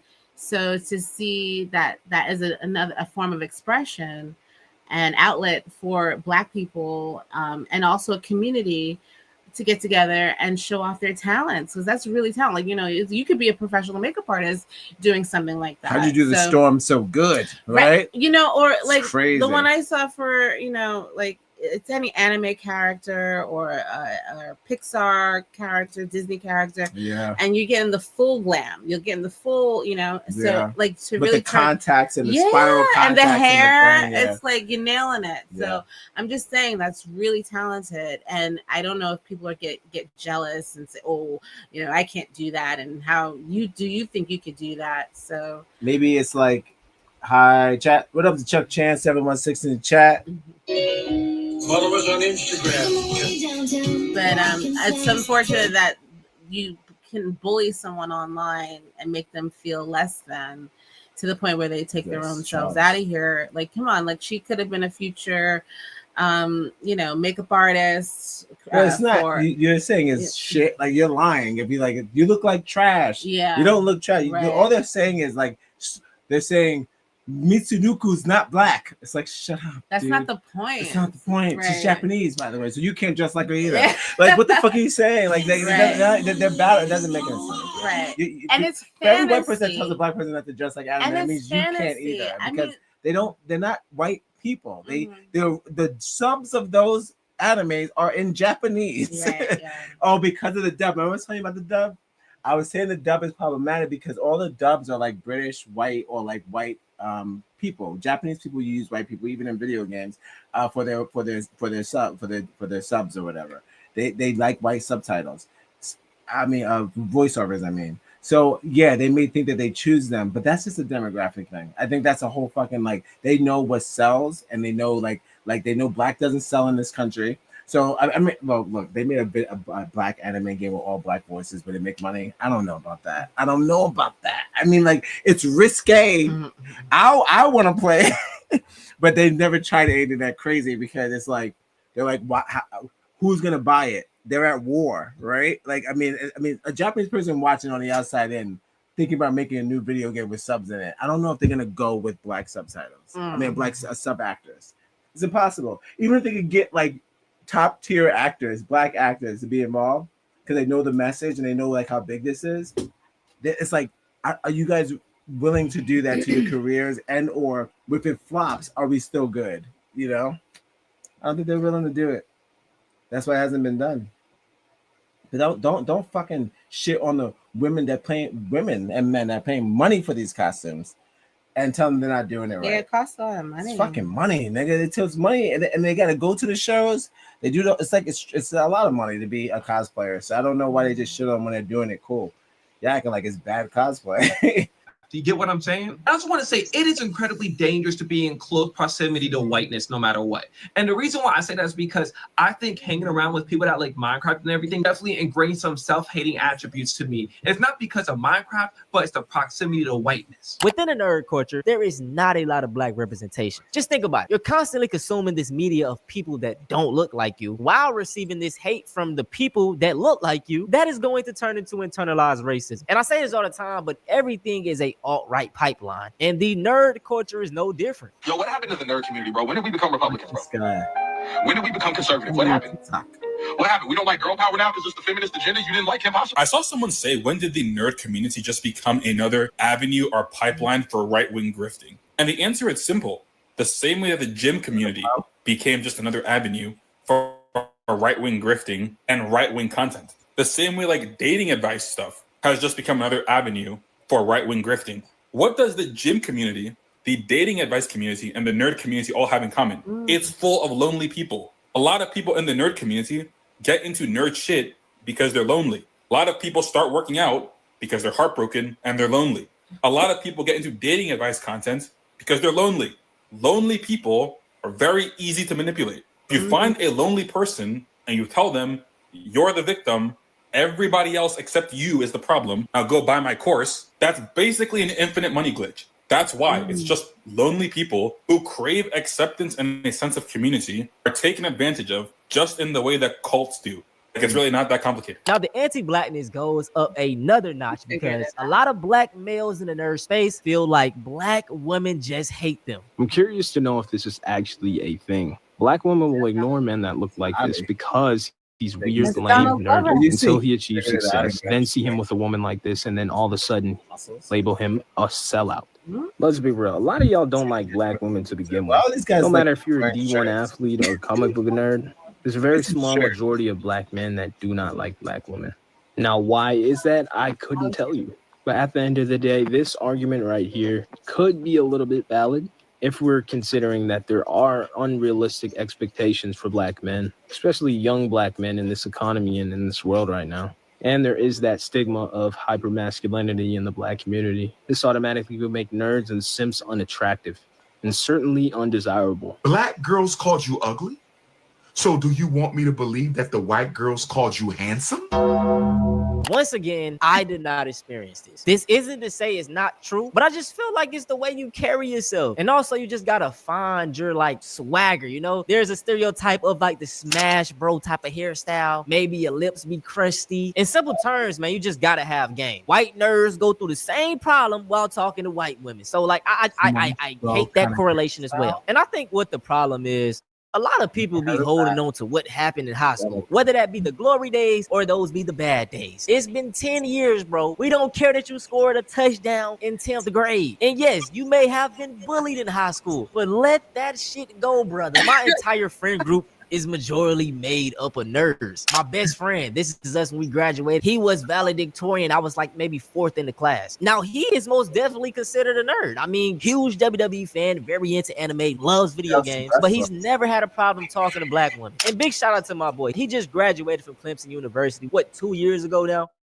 We just got off the game a few hours ago. I feel like a big part of the black nerd experience is going back, trying to watch your favorite YouTubers and realizing just how much racist commentary was throughout the entire video. Like, when did Jen call it Michael Jackson a monkey fly over my head? Huh? Or that one try not to laugh challenge where they just straight up said the N-word? Huh? And I really got a bone to pick with Pat Jen because I used to go crazy for like, you can ask around. We used to go crazy for some Pat Jen. Even now with past sobriety, it was a black woman's video that I saw use this hashtag. Yet, okay. And not even just them, like other gaming channels and YouTubers too, especially in gaming. And I can already hear the whole, oh, it was a different time argument. I can get that. It's really the fact that black kids really never had a safe space. And I feel like that's why it's so easy for them to be indoctrinated into like the red pill pipeline, because it was just small stuff in every single video that we could even like explore within like the nerd genre. For example, like me growing up, the biggest gaming YouTuber in the world was PewDiePie. And, you know, I watched his videos, but like it was something off. I couldn't really connect with him. And this was before he had the whole N-word incident. But it was extremely rare for me to find another black gaming content creator. And this is why I give so much praise to creators like Berleezy, RDC World, Corey S. Kenshin. Because, bro, Well, we know representation RDC matters. well. And it's like growing up in these nerd spaces, we rarely get it. And that is why I love that with the that whole visibility Black that Twitter just TikTok hangs out, brings they in go 2025. to I've been Comic-Cons, finding some all blacked amazing out, all like of comic that. book That's creators no that are shit. making And it's pro-black comics for black people, bro. This right here is my comic book known as the Blackness. I follow And this guy. is one of the most popular series in the Battle Chi universe. Let's talk about it. Blackness takes place in the 1960s. It's about a superpowered alien that piques the interest of a KKK Grand Wizard that fears he is a danger to the world and to his community. I made a comic book. This is it. It's called Astro's Falter. Astro's is a supernatural, somewhat horror-themed comic series with a comedic and cozy twist. The story takes place in this timeline, and in this One goes, universe, listen, nigga, you don't it's a write story comics. about a girl who spends her entire life training against the invisible demons that roam our world, all before the magical seal keeping her invulnerable to demons begins to disappear. Now, I ended up making a post on my Instagram. Make sure y'all go follow this, by the way. And I was curious on what was my black nerd's experience. Being a black nerd with some crazy plot progression. If you liked any type of anime, niggas were going to fry your shit alive. And the crazy thing about it is the same people that would be trying to clown you would be the same people trying to be in group projects with you and the same people trying to copy answers. But I'm not gonna lie, going to college was probably the best decision I ever made, bro, because I found my community here. There's a bunch of black nerds here, and we've shared things with each other, and, you know, I feel welcomed. I don't feel judged or anything like that, man. And, you know, people are a lot more accepting here.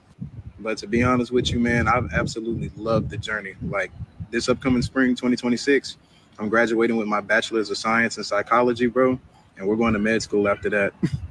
So to all my black nerds out there, don't be afraid to be you, bro. We really need to talk about the hatred for black women in the black nerd community, because a lot of black nerds, they like hang with white nerds, of course, and they want to be accepted by them. So then they just start shitting on black women and be like, yeah, they're ghetto, and just start talking shit about them, right? And then also talk bad about women in general. A lot of nerds, they can't get girls, so talk shit about them.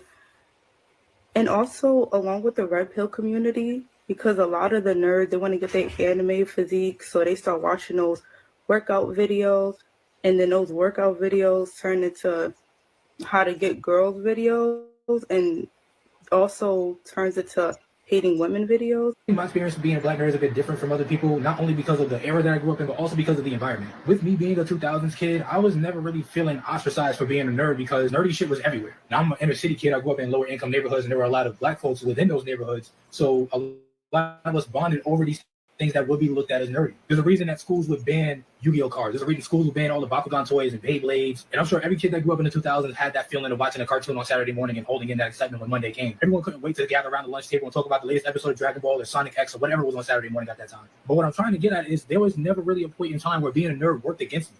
Now, I'm not gonna lie, I was a bit of a social butterfly. I would hang with the theater kids, I would hang with the anime nerds, the music heads that would rap at the lunch tables. I was bouncing around and talking to everybody. I can't really think of a point in time where liking anime or liking comic books or liking video games, whatever, I can't think of a time where that wasn't cool, especially when the second anime boom happened in the 2010s. If anything, that point in time worked in my favor because a lot of black folks who weren't into anime or anything at that time, they knew someone who was. So they would approach me and ask me, hey, what's up with Naruto? What's Attack on Titan about? I heard Dragon Ball is coming back. What's Dragon Ball Super about? If there was someone who wasn't caught up with the latest geekdom fandom news, they came to me because they knew someone who was. And as far as being a black nerd specifically goes, I don't think there was ever a time where if someone did shame me for being a nerd, it didn't make me want to question whether or not I wanted to be around other black people. I never thought that black people didn't like anything that I was into. That's just ridiculous. But even if you don't know black people who are nerds, you know at least one black person who watched Dragon Ball Z. They may not know jack shit about Power Rangers, but I bet you they know what happened with Goku versus Frieza. All my black nerds come to the podium. I want y'all to give y'all experience Assemble. in Black the comment nerds section. Did you have assemble. a similar experience to me? Did you have a similar experience to anyone in this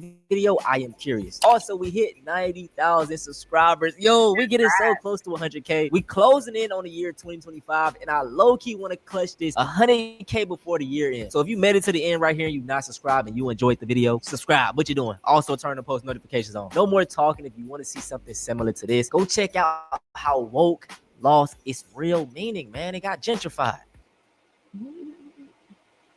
Well, that was interesting. Mm-hmm. He's assembling the black nerds.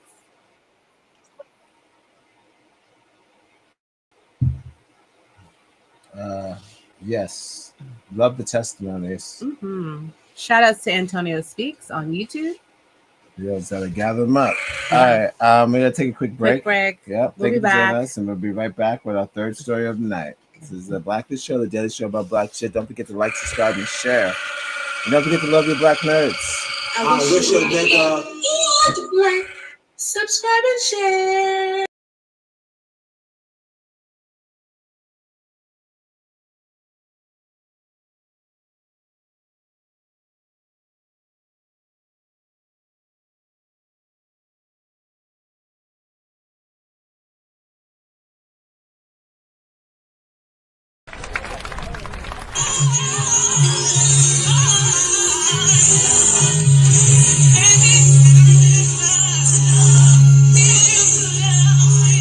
Welcome to the Blockley Show, a daily show about black shit. And here's your host, Faith and Evans.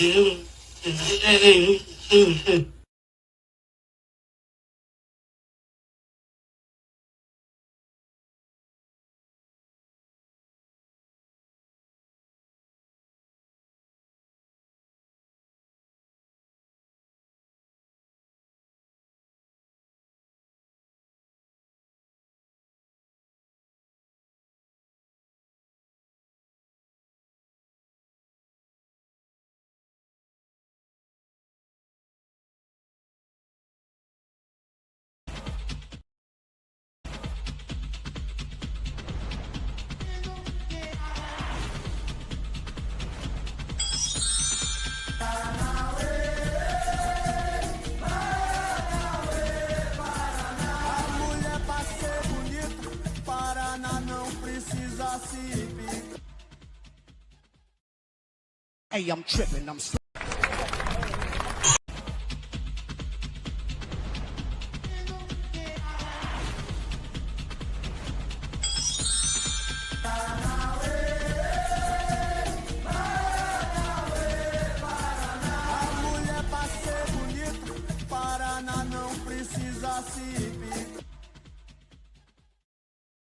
Hey, I'm tripping, I'm sliding, I'm riding through the back like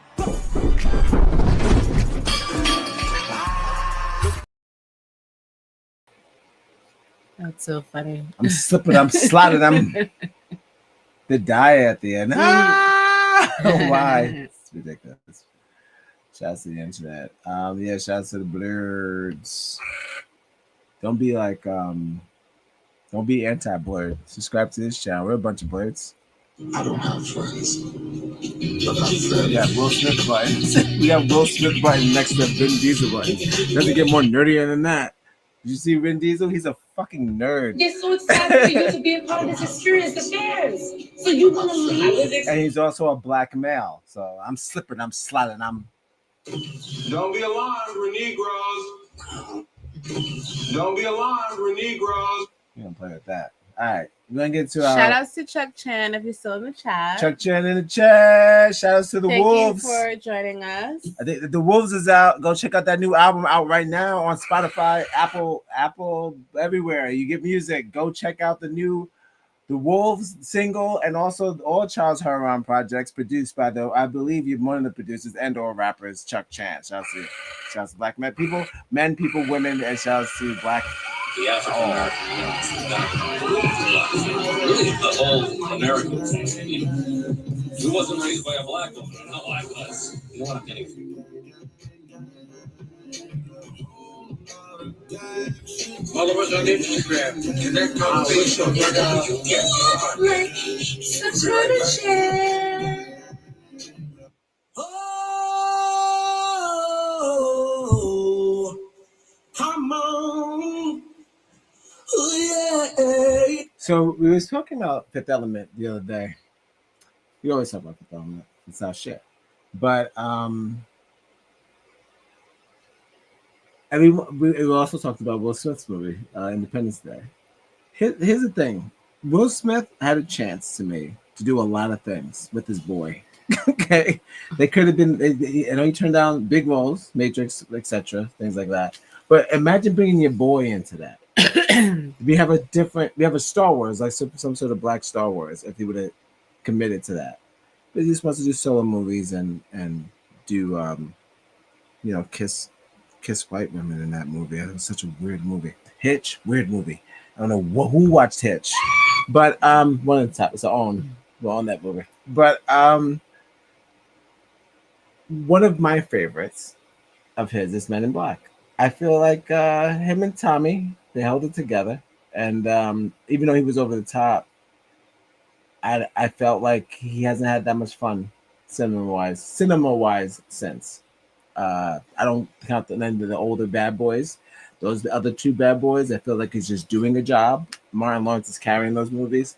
And wait, so your argument is that Will Smith is not having fun anymore? I feel like he's just getting checks. Right. He's trying to top the bar, and he's just trying to be like Tom Cruise, but again, not having fun anymore. Just trying to be that number one blockbuster, but you don't really give a shit about what you're doing. You care a little bit. I can't say they don't care. That's not fair. But I'm just saying, like, for you to be in them franchises, by the third Men in Black and by the second Men, you knew exactly what you was doing. You was in a franchise going to earn you money. Do you feel the same way that you did during the first one? That's why I want to ask Tom Cruise about the Mission Impossible, the last one I saw. Do you feel the same way than you did from the first one? And if not, why'd you do it? You don't have to do anything. You could have ended it at the other one. They're rich. When I watch You Don't Care, it makes me not care. That's what I'm trying to say. You got to love life to live life. Love life to have life. Don't put up work you don't believe. And you've got to have life to love life. Don't put out work you don't believe in. That's all I'm saying. Tom Cruise, fan of the show. I didn't believe him in that last one. I didn't believe him in that last one. Tom Cruise believes in what he does. He believes it, but I didn't believe him on that last one. No way. Okay, that's your opinion. That's my opinion. But I don't know what that means. I don't know. Like you saying, certain actors don't have are just doing it for the check, and you could tell. Yeah, that's all. Yeah. Yeah, after a while, they're not really motivated by the imagination. They used to be. You could see it in the first ones. Right. It was like, fuck yes, I can't believe I'm the face. So you saying Will Smith hasn't been the same since Men in Black? I don't the think first so. one. Men in Black, he was having so much fucking fun in that movie. He had on Timberlands. He was shooting a tiny cricket gun. He was like fucking seeing the aliens that were not there because of green screen. And he was having a fucking blast. I'm like, bro, you had to use so much of your imagination to go so hard in that movie because before the green screen shit. So I'm just trying. Or the AI shit. So I'm just trying to figure out. You were just having a blast with that concept. Hancock. What? No. Yeah, all right. Because he gets to kiss a white one. Come on. That's not what it's about. I don't know. You keep it is about that. It's the entire film is about how they saying, can't be separated. And if they're separated, they're weaker. It is about their love. Well, no, they're angels though. Like let's take that out. Of course, take the black and white out of it. Of they're angels, so it doesn't matter. Nope. I'm just saying, like, but you're saying he had drunk who loved the white woman. He didn't have. I'm challenging you. Okay, basically. No, I welcome. Because I felt like he was having fun. He did say woohoo. I have that movie. It's a woohoo. I have the bootleg, but I watched that movie so many times. Like I love that movie. I wish they would do a sequel. Of course, I love Hancock, but I'm kind of like origin story. He's never even attempted to fire that up. He's we don't done know, with Hancock. We don't know. There's no secrets. So there's nobody even whispering about that shit. Yeah, I don't know if it would do well at the box office in his land. It's not going to be good now either because of the interracial. No, I don't think we're against that. I think the internet is. The internet I don't know what you want. I don't No. You're I'm just not gonna be like. No, I'm not. Now you're making me sound like you're a curmudgeon. I don't know what you want. You've got to love life and have that's not what we do on this show. We don't have curmudgeons on this show. I mean, he's only one man. Like he can't like sequel. I think he's working on the I Am Legend. And that's sequel. why you have to start hiring more people because I need a new Hancock. Yeah, and it doesn't have to be him. Right. Doesn't have to be him. He's doing I Am Legend 2. That's what everybody wants. He's I guess. probably gonna do another Bad Boys zombie movie again. Another Bad Boys. What are you That's talking probably about? in the Martin works. died in the last one. He had a stroke for that movie. No more bad boys. I don't want no more bad boys. That was what they said. Ryan died, and I'm done with the bad boys. And speaking of bad boys, look at you. I just feel like he has his career and he's trying to figure that the next part of it. I really think he should do a Marvel or DC movie. Who, really? Yeah, Will Smith. All right, me too. I honestly think maybe he should have Black Adam. He got the body. He should have been Black Adam. Top heavy. I think the Rock he was too big for that costume. But I could totally see not a bad actor, Will Smith doing Black Adam instead, and The Rock should have just done the big machine like he did when he was fed up with double clutching like he oughta. He should have just stuck with the big machine. Oh, he should have been the genie. That was it. He should have been the genie in The Rock Aladdin. as the genie in Aladdin? Yeah, he could be the genie in Aladdin. That's actually him with his shirt off as the genie with the ponytail is actually lit. Yeah, I would prefer them. This is when we swap roles. Yes. Yeah, Will Smith. The power of AI. Will Smith should have been Black Adam. Alexa, make the Rock genie and make the Rock should have been genie and make Will Smith Black Adam. Let's go. Because he could you don't have to sing for that. First of all, role, so. wait, no, he's raps in that movie. Oh, Let me explain what's happening. Okay. This is the trick. It's 3 wishes, and that's all you get. It's really like he doesn't sing. Okay, he rap sing. So Rock could have pulled that off. The Rock used to rap. Oh, right. Yes. So it would. I think they should have switched with that one. But anyway, but he should definitely do a DC. You know what I'm gonna have to do? I'm gonna have to take the trailer from The Rock and like AI swap it to see if I can get The Rock in that trailer. Well, I don't know which one I want to see more. I don't know if I want to see The Rock as the genie more, or do I want to see Will Smith as Black Adam? I don't want to see Will Smith as Black Adam because I understand the movie more. Like, he's too big in a suit. I can't understand. It was so distracting. All you kept saying was like, why they put him in this suit? We're in the theater watching this shit. The theater watching that shit. She was just like, why they put a big man in that tiny suit? But yeah, role swap. I would love to see Will Smith Black Adam. Fuck yeah, dude. But yeah, he needs a Marvel movie or DC movie or something. I know he wasn't he in Suicide Squad? Wait, what you want? You trying to Google? He was. Will Smith Deadshot. Yeah, then Idris took over, right? I don't know what happened with that. Like, because they had different generations of. Remember they did 2 versions of that. I don't know what that. He was supposed to be Deadshot. There was what happened? 2 versions of Suicide Squad. Right. So for some reason they made 2 versions of that movie because of the fucking director. Yeah. They didn't like that one. Flip, right. And then they had to do it again, and they swapped. I don't even remember him. But they swapped Willie for Idris, right? Yeah, but then kept Harley. Yeah, it was weird. I don't know. He dropped that one real quick. I don't know. I don't know. He's gotta find something. He'll get it. Poor Willie. Yeah, so where he can have fun again. You know? I know. I'm telling you, he was having fun out of it. Look at him at this. Go back and watch Men in Black 1. You'll see him. He's having a blast. He was young. That's what I'm trying to say. And you could do that. You can still feel. You have to be. First of all, you love this crap. You signed up for it. I think he still loves it. Maybe it's a little. Who's that Australian woman that was in that movie dancing around with Brad Pitt? What's that movie? Babylon, nigga. The same girl, Margot Robbie. Holy shit! Yeah, I just didn't. I didn't even do that. I'm making the point. We watched Babylon. That's how you have fun with acting. You don't have to, doesn't matter how old you are. Doesn't matter. No, right? But the old niggas made a lot of movies. Yeah. She still had mad fun in Babylon that nobody watched. It's okay. Awesome movie. Watch Babylon. Watch Babylon. 3 hours, but it's awesome. It's awesome, and it's like if you have a love for movies. Oh my god. Nerds. Movie nerds. Like if you have a love for this Babylon is a ode to movies and how the industry started and how all the organic ways of making sound and making the picture, because you didn't have those special effects like you have now, so it's like back then how they kind of made it in real. So yeah, it's an ode to filmmaking, and it's beautiful. It's beautifully done. Margot Robbie is a phenomenal actress. Psychopath. Yeah, she's fucking crazy and beautiful, and she's everything Emma Stone wish she could be. No, Emma Stone's good. Stop it. Emma Stone's good. She's a big ass feet. I don't stomping around. Yeah, well said, my love. That was excellent. If anything doesn't make you watch Babylon, take that review for real. White people, black people.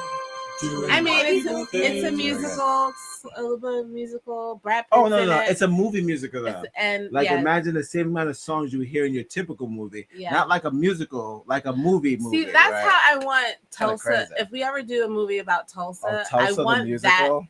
I want You're it to be a crazy. musical. I feel like it should be black and white, and then when like all the shit goes down, it turns to color. But it's definitely like it has to be a musical. I feel like it because there's so much. Like when you talk about black joy and black, perseverance and resilience. Oh, not resilience. That was happening right at that time before they came. So I feel like that's what it should be. Like it should be full. It's all. Is the movie not just called Tulsa? They came before they came. Yes, and it's just like them, like it's in black and white, and everyone's just doing like this beautiful, harmonious like community thing.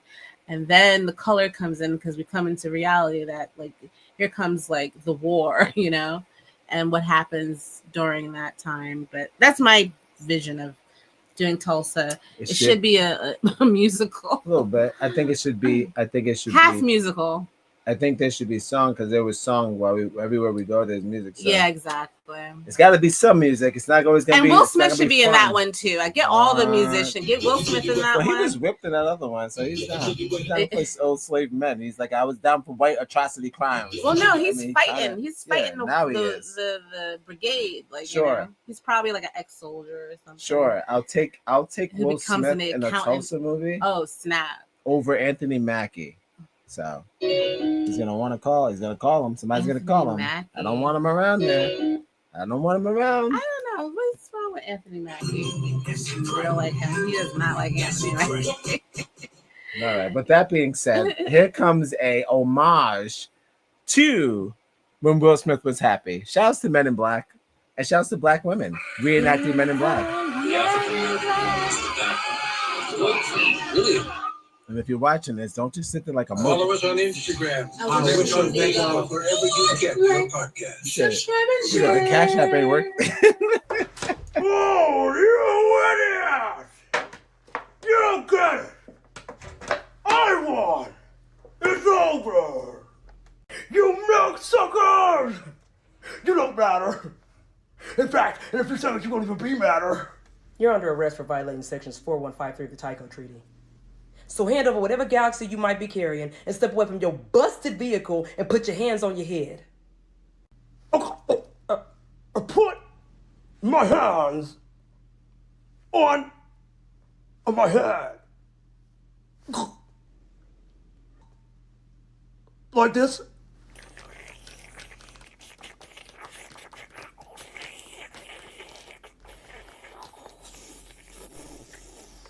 Okay. Okay. Okay.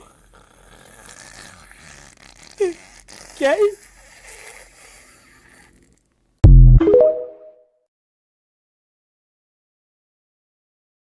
I'm sparking the shit. When you start the shit, you can't stop the shit till you finish the shit. I'm in the shit. So I say that if they want to take a break, these actors take a break because these people who are auditioning, this is just an audition, they can handle it by themselves. They'll take it from here. They take it from here. I'm not worried. I'm not worried about actors because TikTok exists. It's kind of crazy. I know. Some actor would be like this. Like, yeah, you're fucking mind. You think it's the same thing? You think those little fucking pleas with self? Julia Roberts would eat my ass for that shit. Would be that saying that it's the same thing as something I'm seeing on TikTok. It's her illustrious career of all the things. I'm not saying that, pretty woman. All I'm trying to say is that I feel like there's some people out there that have the same drive as you when you were younger, and maybe things like the Me Too movement or the other shit changed the world. People don't want to do it no more. It's not fun no more. It's creepy now. Yeah. You know? So I'm full of pedophiles and fucking rhetorics and pedophiles and bullshit. That's a good point. I think the world has always been full of I pedophiles know. and bullshit. I True. just think we have better access to knowing now. I feel like the online community is so creative. I think we always working are, and it just showcases everyone, Black, white, Asian, people are just so talented. It's not even about funny too. It's just like some things are just like, wow, that's good. Right. And original. Yes. And like, I just love it because I just feel like, but also it's almost a disservice because I'm like, we could definitely get trapped in social media, TikTok, Instagram, because there's so many but people. what if we just put it on the TV? What if we have TikTok channel? Like instead of like paying for Netflix. You mean like Vivo? But it's like TikTok and it's just it just plays automatically. Like instead of watching Netflix, let's say you don't want to watch Netflix anymore. Fuck Netflix. Let's say I just want to watch my people. Right. There's a whole bunch of Black people on TikTok. Yes. Just doing different shit. They all acting out the shows we either saw or we didn't see. Yeah. So it's kind of like, is that it takes the same amount of time, right? How much time every time do you think we watch Netflix? Like with 2-3 hours. What if you watch just that for 3 hours? Right, is it possible? It is. Is it worse than them watching the actors? I mean, as long as you're entertained, right? What's like, the problem? Right? See, that's what we're trying to do here. Like, we want to get that's what we're doing here exactly. The TikTok special talent out there. That's what we're sharing. We're sharing. What you should do with this video. What are they doing? Just watching it. I see them. Watching like Drake behind the thing. Like we stumble across, really talented people online, and we want to share that with you guys. That's the whole thing. And I hope that you're stumbling upon some talented people online and you want to share it to some other body. I mean, whatever. Just do it. Just do the work. People are so talented online, and I'm always amazed and impressed and want everyone to do well. It just doesn't end. I think they just they figured out that they could do it without production, without thing. You got people in the comment section saying like, "Give this woman a studio." Yeah, and I'm like, I'm one of them. I'm like, oh, give Netflix, hello, no, but shouting out to people like they need to give them a show. When they get the thing, they gotta. What I say is this. I say this. I know they don't want to do that forever, right? They want to do other stuff. My thing is this. How about we give you the money, right? We'll watch it and just do that for a little bit, like whatever you have planned without the money. Like that was my knee. Ouch!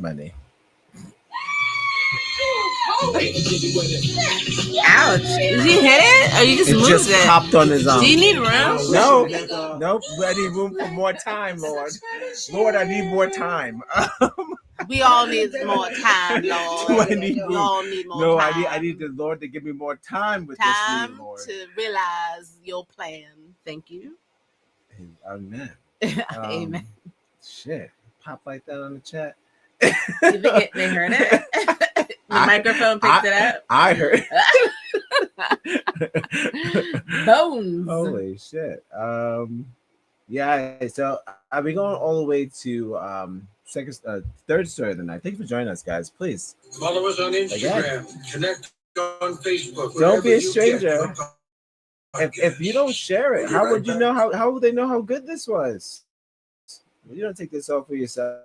Don't be greedy. Talking about, and yes, I do believe that the fucking nerd community of the GD telling people how to dress and stop being anime when it's not even their culture, that's colonizing. So don't be a colonizer, white man. Don't colonize and say you can't tell a Black person not to be Japanese. Tell a Japanese person to tell a Black person can't be Japanese. They think they can tell Black people to stop being Japanese. How? It's not even your culture. It's still silly. I think it's broken, and they know what they're doing, but they still do it. And it takes Japanese people to call them out, like, bro, we're good. You don't have to speak for us. No, it's just, again, I don't know why. Like, if you want to talk about culture, like that is like people like bullying. Frustrates me. Bullying is a culture. It's like course. you get online. It's mostly, you get in real life. Some people it's like they have a culture of bullying. It's just bullying. Like they that's have a culture of bullying. And and you realize not all, like but some. It happens even in within their own families, with their documentaries you need to watch? We see that it happens in college with the bullying and hazing and all that stuff. So it's like that's just a cultural thing. I feel like it's for I don't know. I don't know. I don't and know then how do you curb that? Yeah. If they, and then we have right. Well, our bullying is roasting. Like we roast people. Like it's always it really is a joke. Like it's a form of bullying, but it's not. It's only to. I feel like it's more with endearment. Like it's like, oh, we're making fun of you, but only because we want you to fix it. I feel like when white people bully black people, it's not to fix anything. It's just pure mockery. It's pure antagonizing. It's to make you feel like shit. To make you feel like shit, to hurt your feelings. Like you're really gonna. I think when we roast, here we go. What happened? Because I got knocked out of the thing. It's okay. It's okay. I have to sign into my accounts again. That's all. Okay. So we'll take a quick break. I'm logged into YouTube to get the clip. The third story of the night, right? Third. Yes. Cool. All right. So in the meantime, I'm gonna play always play the ones back. You only saw a cool clip. Okay. Of them. Yeah. Double down. We can play them again. It's like so short. All right. We're gonna see in a little bit with the third story. Technical difficulties, but not that difficult. Simple difficulties. Does anybody ever say that?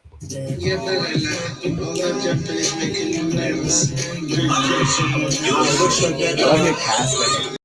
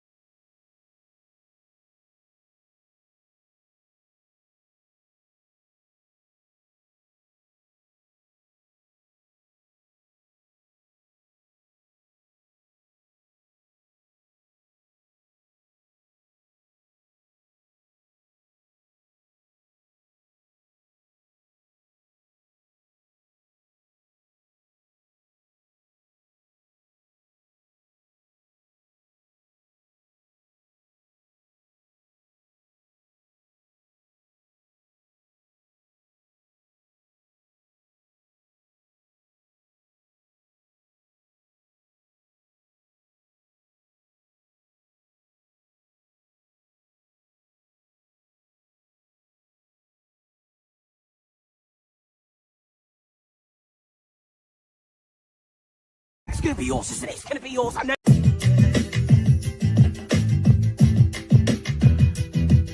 Regular. You sing it regular. Oh, you're the guy. Don't you know that he was my man? But I chose to let him go. When are you and I won't forget about him? Looking at me like I'm hurt. When I'm the one who said I didn't want the word. Don't you forget I had birds. Stop playing me.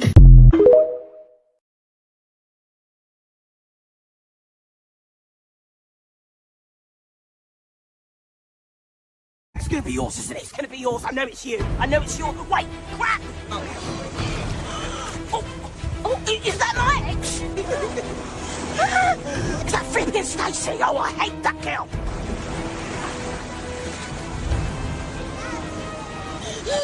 Jack, come here, let me give you a kiss. All right, Stace.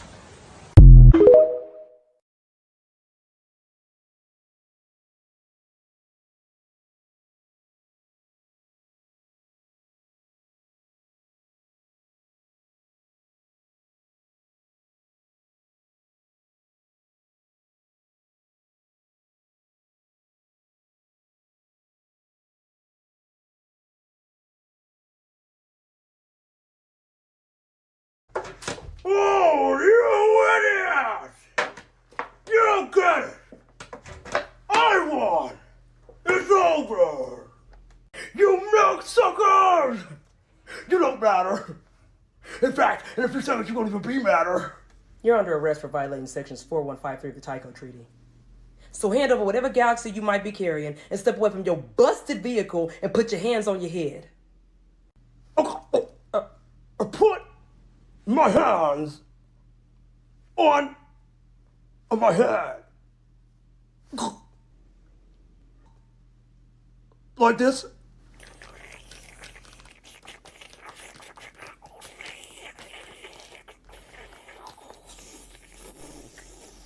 Okay. Okay. Okay. Okay.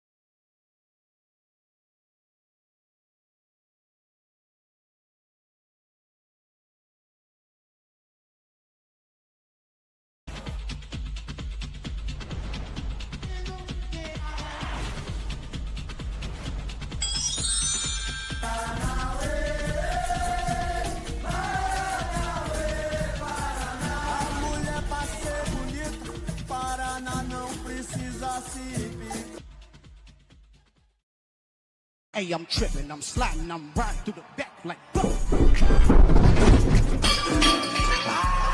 who made a special appearance at the festival. It's Idris. Idris doing the electric slide. Idris doing the electric slide. Idris doing the electric slide.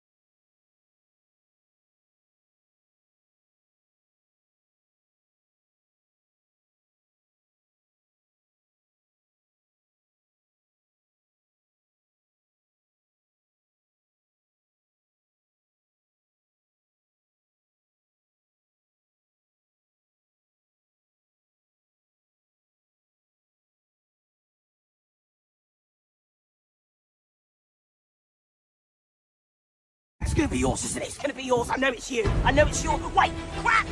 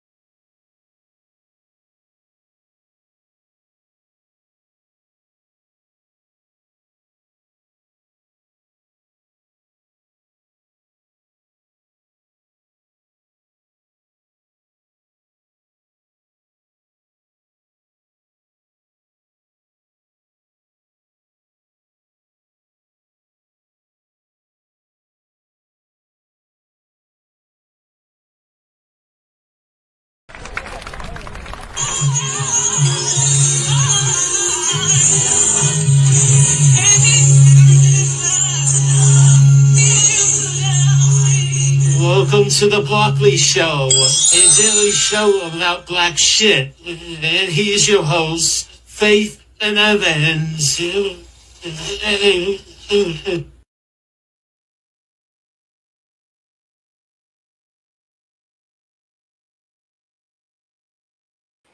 Guys, if you're just joining us, this is the Blackness Show, the daily show about black shit. This is our 12th episode. We are in the Gray Blazer season. We went from brown to gray. Share the video and leave tidbits. You want stories? Tidbits? You got stories? They got stories? We'll do their Tidbits? stories. You got some black stories? Yes, send us some. It's like a car well, salesman. What's the email? Odd Negroes at AO. I put it in the chat. Right. Send your black stories to there, and it'll go straight to spam because I don't know you like that. But send it, and I'll peep it. I check my spam too. It's not a thing. So send it here. It's odd Negroes. It can be uplifting, downlifting, whichever. Sometimes when I find these stories, I say, give me something positive. And it goes, we try. But odd Negroes _1 at arrow.com. Hit that up. Get it going. Follow us on Instagram. Connect on Facebook, wherever you get your podcast. We'll be right back.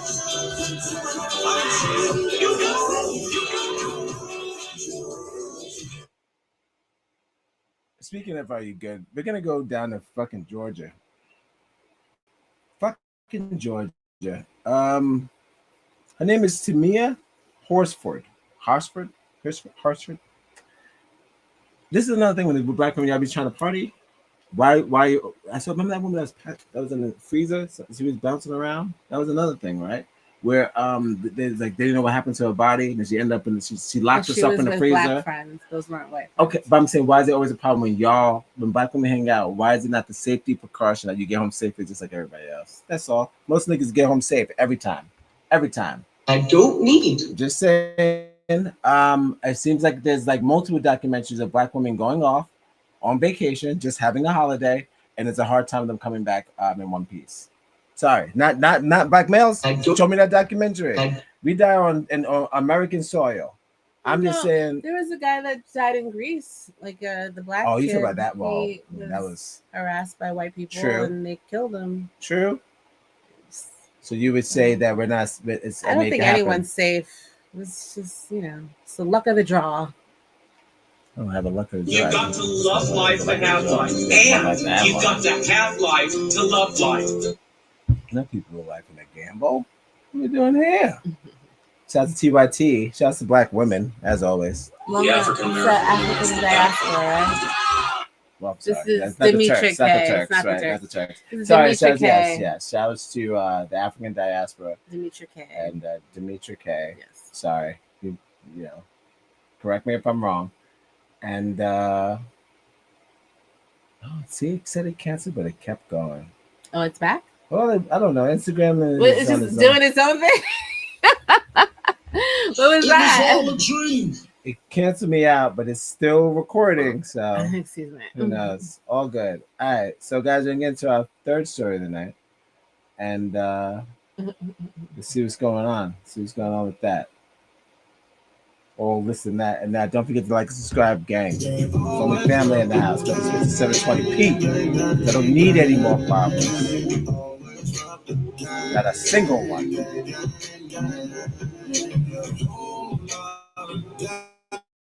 I like to recover, if you will, the case of Kamala Horsford, who was a 40-year-old mother of 6 who lived in Forsyth County, Georgia, right, who in November of 2018 decided that she would attend a sleepover birthday party with a bunch of football moms. And unfortunately, she was the only Black woman there. Now, also, unfortunately, she was found, I believe it was the next day, in the backyard. Apparently, she had fallen over the balcony, right? Oh, before and I wanted when to she start, was discovered, per that of the 911 call, she was deceased, and apparently she had like cuts or something like that on her wrist. And the 911 caller was basically like, I don't know if they're self-inflicted or not. Yeah, this video is about 5 minutes, but I'm saying I have the autopsy because, like, as I was looking at the story, everybody keeps saying the same shit.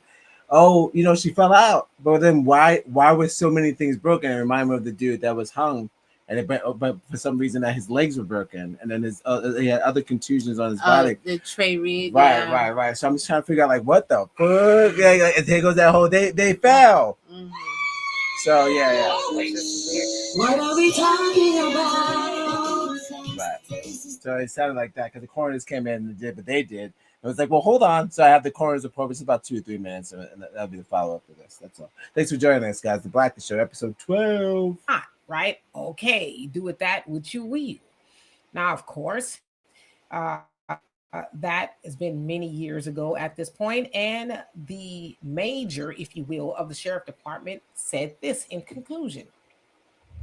The case was officially closed on February 20th, 2019, ruled as an accidental death. Now, he said that none of Horsford's injuries aligned with foul play, saying that it was a party, there was drinking, she was drinking. Okay, so I guess they're trying to deduce it down to she was drunk and she fell over the balcony. Now, her friend, who just won, or rather was dismissed from a defamation lawsuit because some of those women that were there sued the friend that was supposed to go but didn't go for whatever reason. And this is what she said. In 2020, an attorney hired by Hosford's family says his review of the evidence shows she was in a struggle with someone before her death, and says the sheriff's office failed with its investigation into this case. I don't believe that that's the only thing that happened, if that even happened. My belief, 100% based on the injuries and everything, is that she was badly beaten and left out there for dead. So as you saw there, she's basically like, I'm not buying that my friend just fell over the balcony, right? As she said, there were injuries all over her body that weren't really aligned with her just falling, right? Because if somebody falls, it's usually just like bam, a hit, right? It's not a head to toe type of thing. But again, there was a lot of suspicious things going on.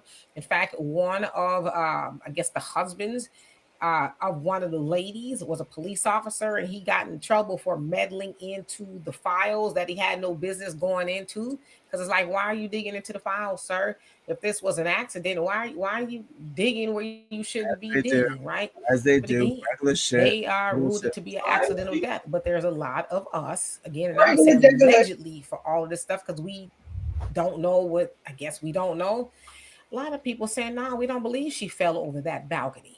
We believe that something happened to her before she was thrown over the balcony, right? Allegedly, I'm going to say all of that. But also like to talk about this case as a cautionary tale. Again, RIP to her. Condolences to her family. She had, again, 6 children and a husband.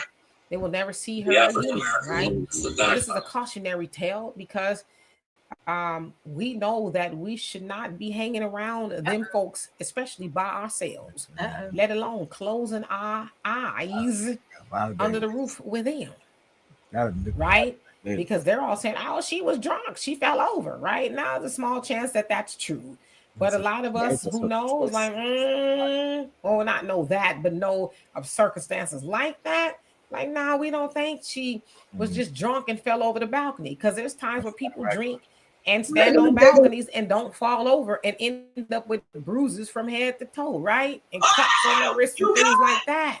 And why would she go there and take her own life, right? And all those who knew her is like, we never picked up on anything like that. She had 6 children, 6 children and a husband. Sounds like she was having a great life, right? We didn't know her to be depressed or want to take her life or anything like that. There's a lot of things going on there, but again, let this be a cautionary tale to everybody. Please do not close your eyes around them. Be under the same roof or anywhere around them by yourself. Because a lot of times they saying they're your friends, but many times they plotting. How many times do we need to hear this story of one of us being harmed? Right? Because we're in the presence of them thinking, oh, they're cool, they really like me. And I'm not saying they want your blood, they want your kidneys, they want you don't have a birth out of that. You should have birth in the countries, right? Everybody around her, I guess. Mariah Carey gets that. Y'all don't get to do that. Now, I'm not sure if the friend is white, she's mixed, or whatever it is, but whatever reason she's a hater. Maybe she went. Tamala would not have suffered the fate that she did. And maybe her friend was like, something ain't right about those ladies, right? But like she said, I'm gonna keep talking about my friend, especially now that lawsuit against her, and it sounds like they keep trying to sue her, right? But especially since that lawsuit of defamation has been dismissed, yeah, she's like, I'm gonna keep talking about my friend because I don't think she fell over the balcony because she was just drunk. And nobody knows what happened. Y'all let me know what you think of that. I got the more insightful commentary. Please subscribe to this channel and my channel, the Case Show. Better wake up. The world you live in is just a sugar-coated topping. There is another world beneath it, the real world. And if you want to survive it, you better learn to pull the trigger. Guys, subscribe to the African Diaspora channel. I already like the video. You like it yourself. You do some work too. Style starts with the D. We do all the stuff. No, but clearly, details. What level are we gonna be on where we don't know if they had killed themselves or they got pushed over the thing because it was like a party? and like they had an argument, like white people have arguments that counter race. They're at war, having some sort of sophisticated conversation that got out of hand, and she's lost. So I know that like it was educated. I'm not saying. I'm saying like the news would go if there was a woman with blue hair and eyelashes, long nails pushed over the balcony. They go, well, either it was the husband or like, some sort of the husband, or she was probably the perpetrator. They will ask the white people, like, did she try to stab y'all or do something? Because of perception, right? So what do the cops do when she looks like Gina? Like, what do they do when they're light skinned with a full light skinned family, and they like when they're not they don't look like their version of the perpetrator? They have an idea. The same way they body slam on the fucking ground, they're not gonna do that to her. So I'm just trying to figure out when you saw that she was pushed in the dirt on the ground and like pushed over the balcony and murdered by white people. Did the cops have a different like heart than go like this? Like, oh, this is a crime. This is a crime. Because I know if there was a black, like not an actual black woman, but a black woman with their version of a black woman, would they have investigated? That's all I'm trying to say. I think it's not D.L. Hewley. I'm saying like. No, are you done? Because I can respond, but are you? Well, yeah, you are a black woman. No, if first of all, we already know police officers don't want to investigate anything, right? That they don't really do a particularly good job at investigating. It's kind of like cut and dry. It's like, oh well, if I say so, this is it. Especially when it comes to black people and surrounded by white people. And you already said that there was a police officer amongst them. So, they're going to take the police officer's word for it. You said their husband was a police officer. So I feel like already like there is a bias towards, the white people as like what they say goes. Black women, black men don't really get the protection and benefit of the doubt, especially if, white people know white people. And if some foul play did take place, they're not going to be quick to like want to figure it out if it comes to a black person. And I think that's like the code, that's their culture, for lack of a better term or whatever, but that's just the culture. That's what they know what to do. I do think there's foul play involved. I think she was, harassed, ambushed at this sleepover. Like the friend, she had a sixth sense and knew that something was probably not right to go there. And maybe the other friend should have, maybe Tamala should have just kind of like took that as a sign, but she didn't. And unfortunately, now her family is without her. But this speaks to like going around a black person singly going around other white people in different states. What was that? North Carolina? Where was that again? Georgia. That was Georgia. Like these places have a history of, some animosity towards black people, even if they pretend to be your friend or act like they're your friend. That good old racism just comes up out of you and you can't help it. And, then you go flying off a balcony. But I think black people just know to be cautious of where you spend your time and who you spend your time with. But you have to be cautious with anyone, because black people too, being around a bunch of black people is not exactly safe as either. I just think people in general, like, people just hate you for no reason. Be careful. You have to be careful. So this is why I don't hang out with anybody. And also what I like to do, I don't hang out with anybody anymore, because it's like, who knows? With my wife, I have a thing. Go back to my home. I have a thing with like a love prayer. Keep a love prayer around. Say a love prayer to someone you love on a daily basis. Like, wish them safety. Like because it's rough out there. Mm. So like, I'm not saying you can wish. Actually, I say wish the world safe. That's mad corny. It'd be like just wish one person, but like you can't. I don't know. You don't know the whole world. I'm just saying like this. You can wish everyone come home safely, but if you have a significant other or someone you love, wish them home safely. Like, don't say it's nothing. It could be something. You don't know if it doesn't work or not. So like, it doesn't hurt to do that. So like, I would say that like if given how crazy it is, they're not safe with their friends. They're not safe like just trying to fucking hang out. Nobody like everyone's just say a safe prayer. Yeah. That's a word for it. All right, TikTok funny and Yeah, TikTok block, guys. Instagram. TikTok block. TikTok block. Oh, you don't want to do it? One of mine? No, it's on me. Okay. Sorry, it's on me. Sorry. I saved the dogs just in case.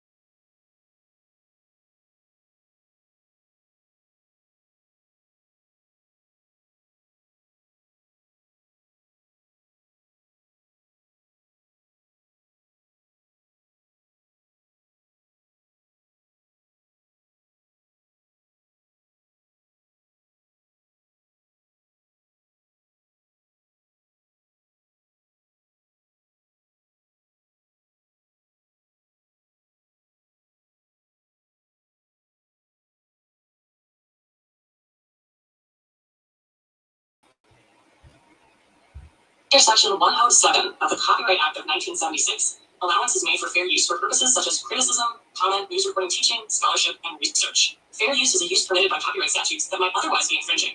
Non-profit, educational, or personal use tips the balance in favor of fair use.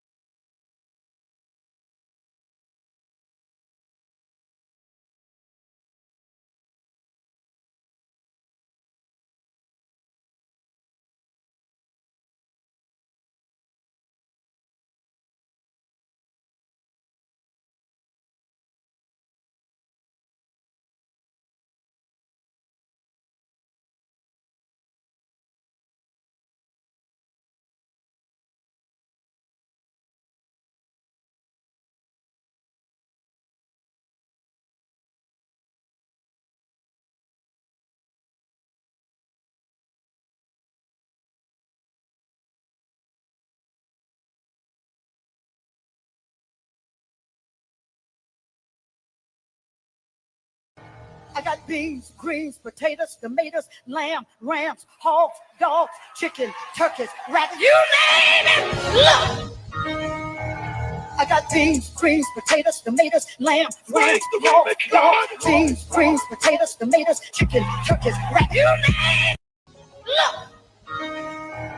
I got beans, greens, potatoes, tomatoes, lamb, rams, hogs, dogs, chicken, turkeys, rabbits, you name it. Look!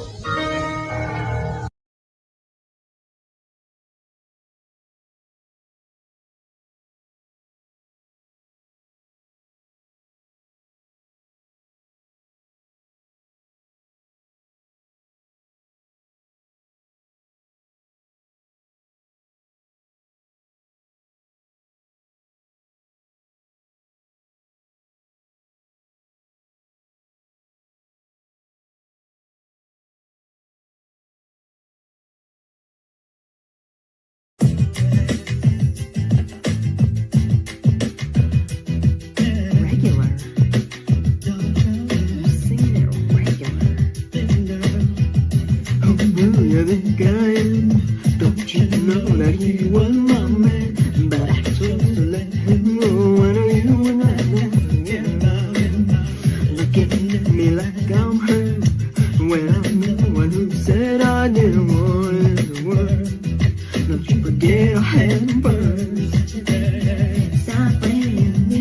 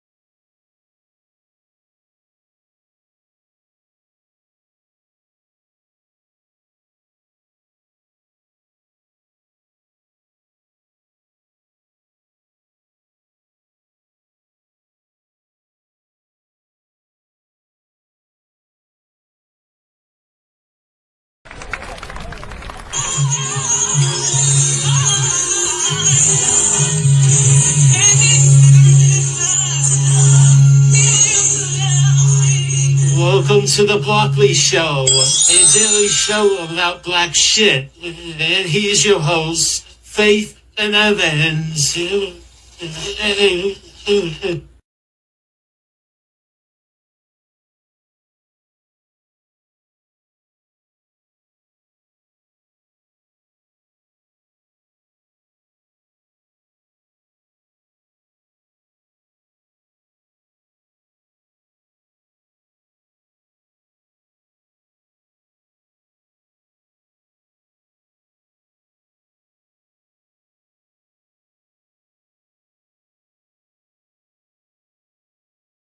Welcome to the Blackness Show, guys, the daily show about black shit. That was a bummer, but not that bad. We've learned that if you're gonna go out without, let's take the blaze though. If you're gonna go out without company and what other black people around people care about you, be cautious. You might just disappear. You just disappear, dude. Now we're doing investigative searches about like where are you, or like what happened to your body. Now you're a mystery. That's not right. No, don't. That's dirty. I think that's dirty. I don't think you should. I don't think that any normal person thinks about their life ending that way, like in a mystery. No one wants to be a documentary, for real. That's on God. All right.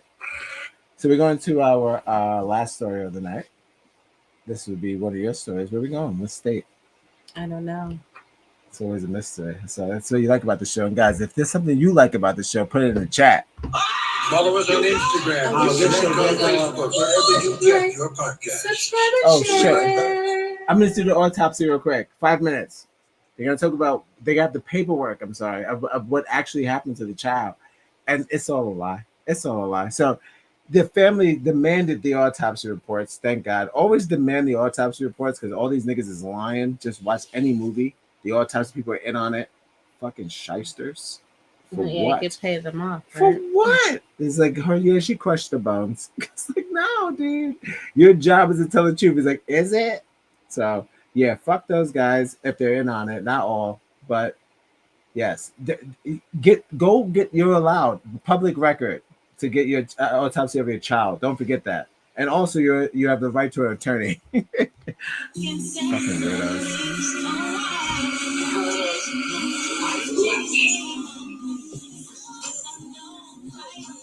We don't ever fight with them like this, though. White woman falls out of window surrounded by black men. What's that story? That story doesn't exist. You can't even mute the commercial stories anymore. They play like they play automatically. Put this business to the 20 because any problems, guys. It's your Tuesday show, and I got the captions on for you. Tell your friends about it. Welcome to the Blackness Show, episode 12. It's not no tragedy. Instagram seems to think so. Fuck you, Instagram. Why they cut twice? That's corny now. All right, whatever.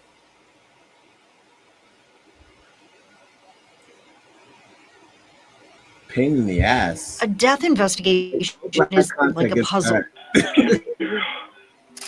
2 law enforcement agencies investigated piece by piece the death of Tamla Horsford. Both concluded she got so drunk at a party she fell from a balcony after everyone else had gone to sleep. We were all just drinking and we played cards against humanity. But her family insists that narrative doesn't solve the puzzle. You get all this information and you go, wait, nothing makes sense here. Ralph Fernandez, the attorney for Tamla's husband, says he's gone through the evidence, every interview, document, and scene photo. So has Tamla's father and friends like Michelle Graves. Why not just let this go? I cannot let this go because I know that what they said did not happen. Like you're ruining a lot of So people's we went through it lives. all as well to take you inside the investigation to understand why the family remains convinced police are still missing pieces to this puzzle. I know this was a homicide. The problem is I can't pin it on anybody because I don't have a badge and I don't have a gun. We also got access to something that is not in the GBI's report. For the first time, the family is making their independent autopsy public. In it, Dr. Adele Shaker says the dislocated wrist mentioned in the GBI's report is actually a compound fracture. And the fracture in her spine isn't a fracture at all. And to him, what is most important is what the GBI's medical examiner did not find. There is no evidence of any significant injuries to the skull bones. In Dr. Shaker's report, he says the lack of broken bones in Tamla's skull make him skeptical that she died falling from the second story of a building. Now, at first, deputies on the scene seemed to agree. They showed us the mulch and the rocks in the mulch and showed where, she tripped and fell over this little garden border. From the homeowner to the detectives, there are statements pushing back against the idea Tamla fell from the porch. If you went to brace yourself with your left hand, there ain't nothing there to brace yourself with. Yeah. And you spin, you know what I'm saying? And even more unusual, how the homeowner and her boyfriend found Tamla's arms. It's the weirdest thing. She was face down, but like her arms were down, like she just face planted is the best way I can describe it. Her arms were like by her side. Yeah, they were by her side. Skateboarding? You put your face on because you are doing It's your a own question momentum. we heard several times in the investigation because when you look at the scene photos, Tamla's left arm is actually off to the side, bent, her fingers curled under. Did you ever touch her arm? No. Did you see anybody touch her? No, other than you. No. To this day, police can't explain the discrepancies, at least not in a way that makes sense to the family. They say despite the yellow crime scene tape, Tamla's death was never treated like a crime.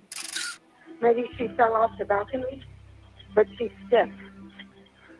Okay, is she breathing? I don't know if she's face down. Forsyth County deputies called everyone that attended the sleepover back to the house for questioning. But it wasn't until the GBI got involved 2 years later that police searched for evidence on their phones. By that time, 2 people had new ones, and text messages and pictures from other phones were gone. But like an ambulance didn't come. All y'all stacked. Everybody. Saw her come out in the morning. Everybody got to go. No one tried to roll Tamla over to render CPR. Not even police, who called off EMS. There was no effort whatsoever done to try to fix it. The only one we know who touched Tamla's body was the homeowner's boyfriend. He declared her dead after touching her leg. I have one deputy that's about to pull into your subdivision.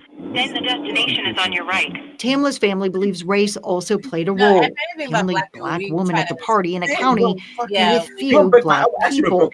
The lead investigator on the case, Michael Christian, is accused of calling Tamla the porch lady and making derogatory racial remarks during the investigation.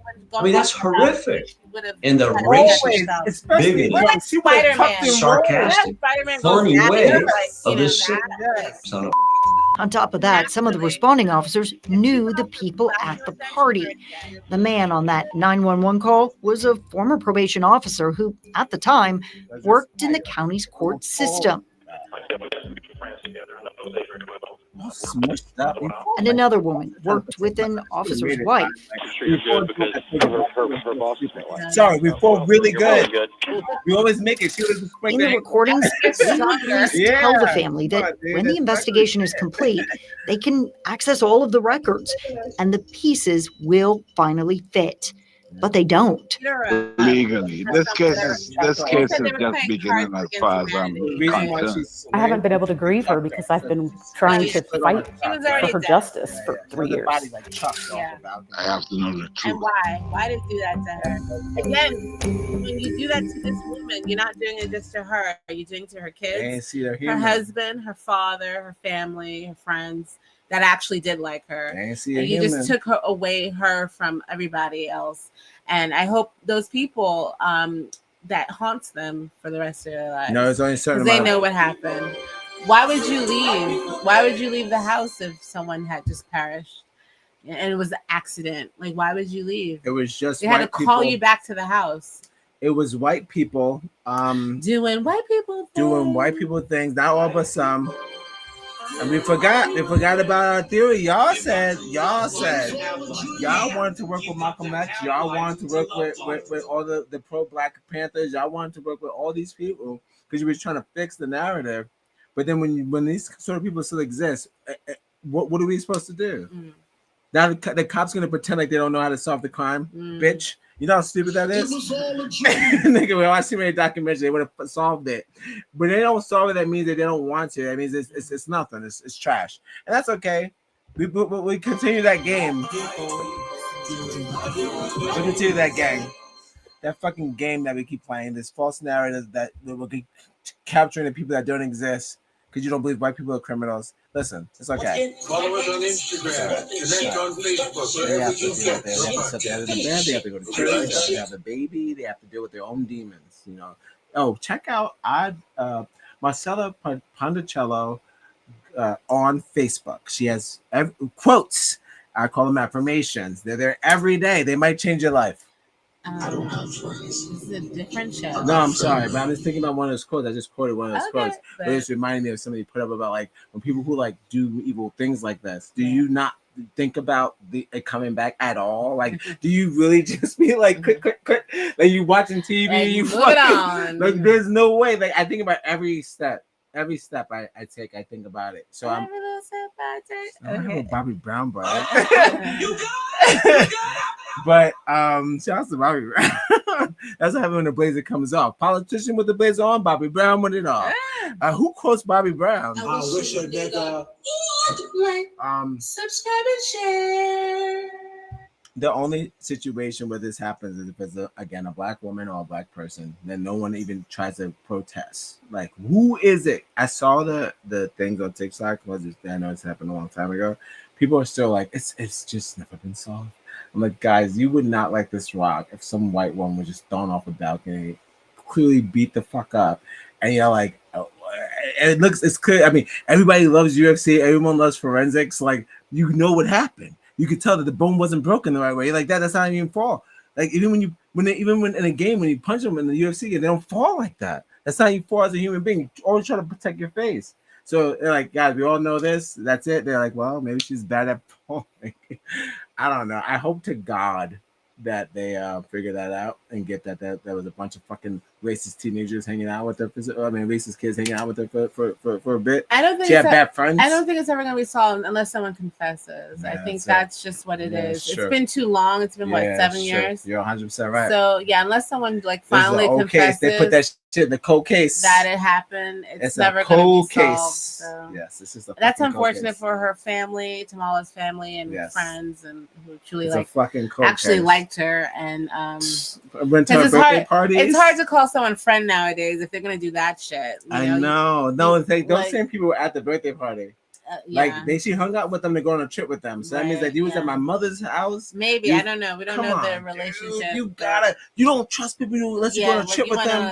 That's my family. Yeah, like you're borderline. I'm on a plane with you for like 8 hours, and they all like turned against. We're gonna keep this secret. No, it's like some Lifetime I would movie never think that. Where they all made a pact. Like it's like I still know what you did last summer. Right. It's like it's like one of those things. Doing this. Like, they're looking at each other. You better not tell. I'm trying to figure out what's going on. Why they keep looking at you? You looking at me? It's like why you better not tell. Yes. So it's that kind of like that vibe where they have a plan. Mm-hmm. You think you're on vacation. This is their murder holiday. Mm-hmm. They're all on Saw. Yeah. Get the fuck out of here. You're gonna teach me shit. Motherfuckers. Always teaching lessons that we don't get to learn. What does she have to learn? She was kind to me. She had kind eyes. I don't judge it. Don't judge, but I'm saying she had kind eyes. Yeah. What the fuck? And every black woman's innocent. Sorry. I blame the man. Do your research.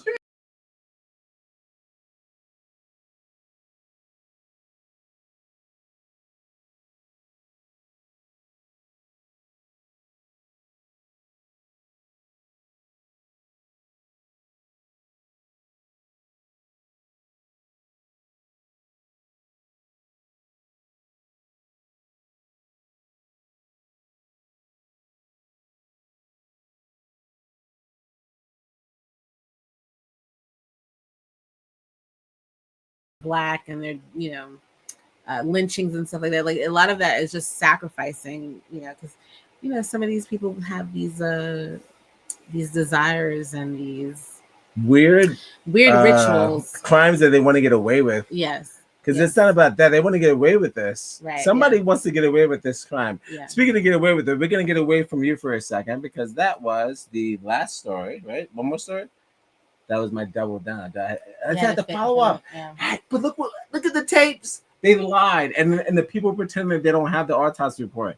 That's what pissed me off. The autopsy report actually came back and said, "No, it's not that." And the cops like this. Well, what do you want us to do? What do you want us to do? But they go like this. What do you want us to do then? They already found that you want us to go back and sit down at the desk and do that. I'm not doing that. People just start wearing body cams. Civilian body cams. Just fucking mad. And then it's always like linked to some account where no one can destroy it. Right. Shit. No. Oh, it's to the cloud. It goes straight to the cloud. Yeah. So all the shit goes to the cloud. Just no wear one of those hidden body cams when you're around people. And upload it straight to the cloud. Because they can't erase the cloud. Exactly. That's the whole thing. So they're gonna be like this. I got the USB port, bitch. Guess what? You're like, that's too late. It's in the cloud. That's it. They're like this. Oh shit! She's got a camera on her. Yeah. Oh fuck! Put that shit in the cloud. It's a dub. It lasts forever. Yeah, we gotta start wearing body cams. And we don't have no USB ports, no cords, no fucking cords. All that shit goes straight to the cloud. Let's go. So they want to keep killing us like that. You don't get the killing us like that. You don't get the killing us like that. Son of a bitches. You try to have a holiday. You pay for the trip too. It's not right. It's not right.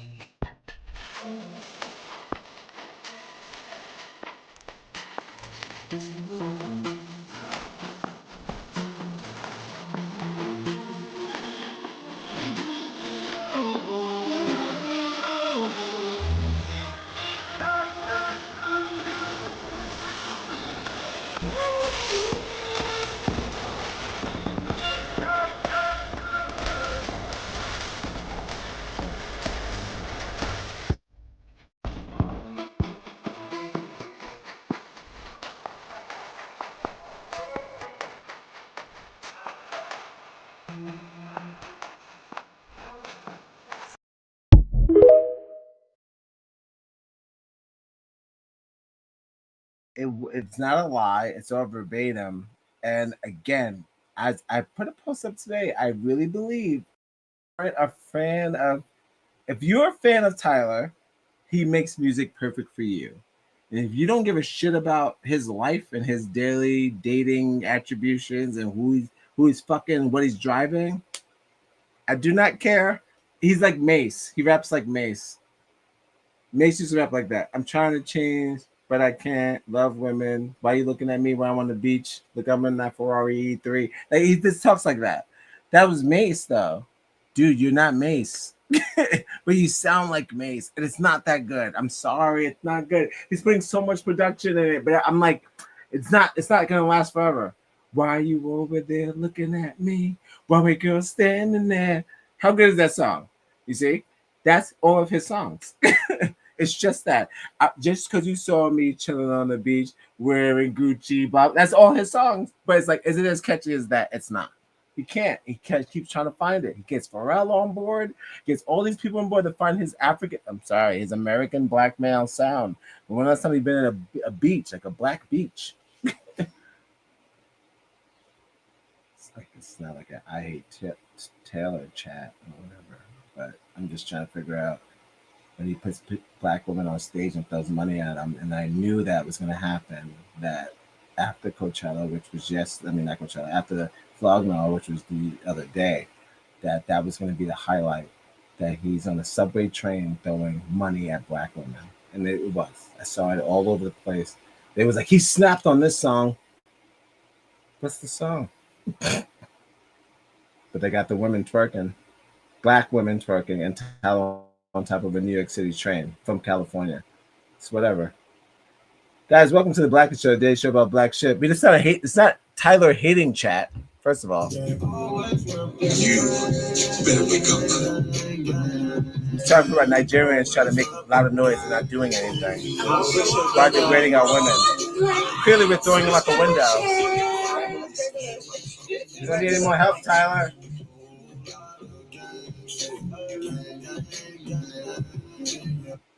And don't forget to like, subscribe, and share, and all that. Follow us on Instagram. Connect on Facebook, wherever you get your podcasts. We'll be right back. Let's make sure it's at 720p. Job, money, stability. They do weird stuff, but there's this one Bryant. He books on girls. He books and he tells them to eat the forcing someone to do that kind of. Is this what it's come down to for a Birkin bag? River TV. What's up, guys? It's your girl River, and I'm back again with another video. So if you guys are unaware, there were certain allegations going on about rapper Sweetie, in which she was alleged to be a quote unquote yacht girl, and her former road manager ended up actually outing her basically on social media with a whole bunch of different allegations. So we have some more insight into the yachting industry, this time thanks to a disgruntled madam. A woman known as Maybach May on Instagram expressed her frustration with rapper Sweetie Sweetie on her Instagram stories. She claimed that Sweetie owed her money for activities that she organised on Sweetie's behalf. Shed some light on how Sweetie met her man or ex-man, English footballer Jadon Sancho. That's actually her in that picture. She said, I never told a lie. I sent you to Dubai because you never balled before. Now, amongst the allegations, it ended up sparking a whole entire conversation in regards to the industry of what's going on with Black women going to Dubai. So it actually became a BBC investigation uncovering a lot of different situations that are going on. So what I'm going to do is I'm going to go ahead and press play, pause, play, walk you guys through the story as I give you guys my opinion on the entire conversation.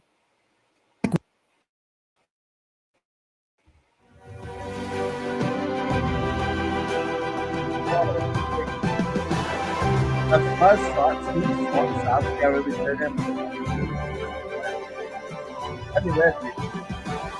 investing you this entire show. Fucking racist.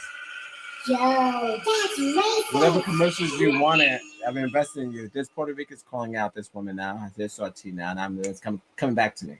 There's people calling her out. I've seen somewhere.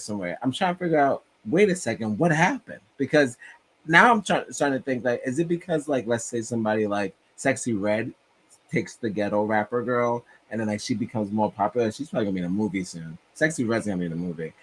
I'm just saying, does that make you just go to Dubai and do weird Dubai shit, or is this kind of like get the bag? I'm not asking as like in the sense of like, what am I asking in the angle of? I'm asking as in a person who are looking out for their financial security. Is this a smart decision, given how they do what they do? I don't think it's really a decision based off of free will. I think it's the nature of the industry. I think singers just become escorts. Like you just become like, there's too many stories of women being ran the train on, you know, to get into the industry. I just told you she said that. Who? Big Devins. Yeah, when she said party, or was this an executive party? Like, I don't want to know, but I'm just like, no, because I'm trying to think, was this because you were in high school, or was this because when you were trying to get the fucking? I think you just automatically, like, you know, sucks, I dude. think no guys could do this. I mean, some guys. No, men too. No, I know, men but too. But all I'm saying is that it's mostly women.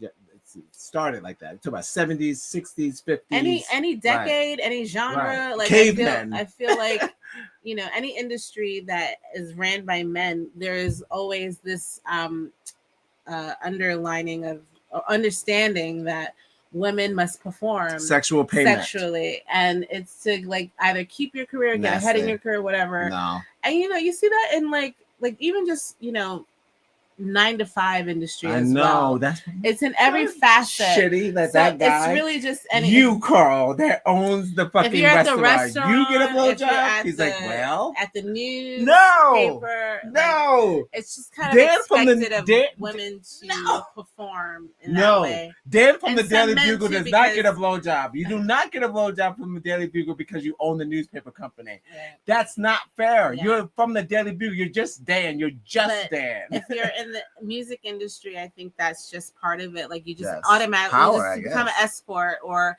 you become some in a way like sexually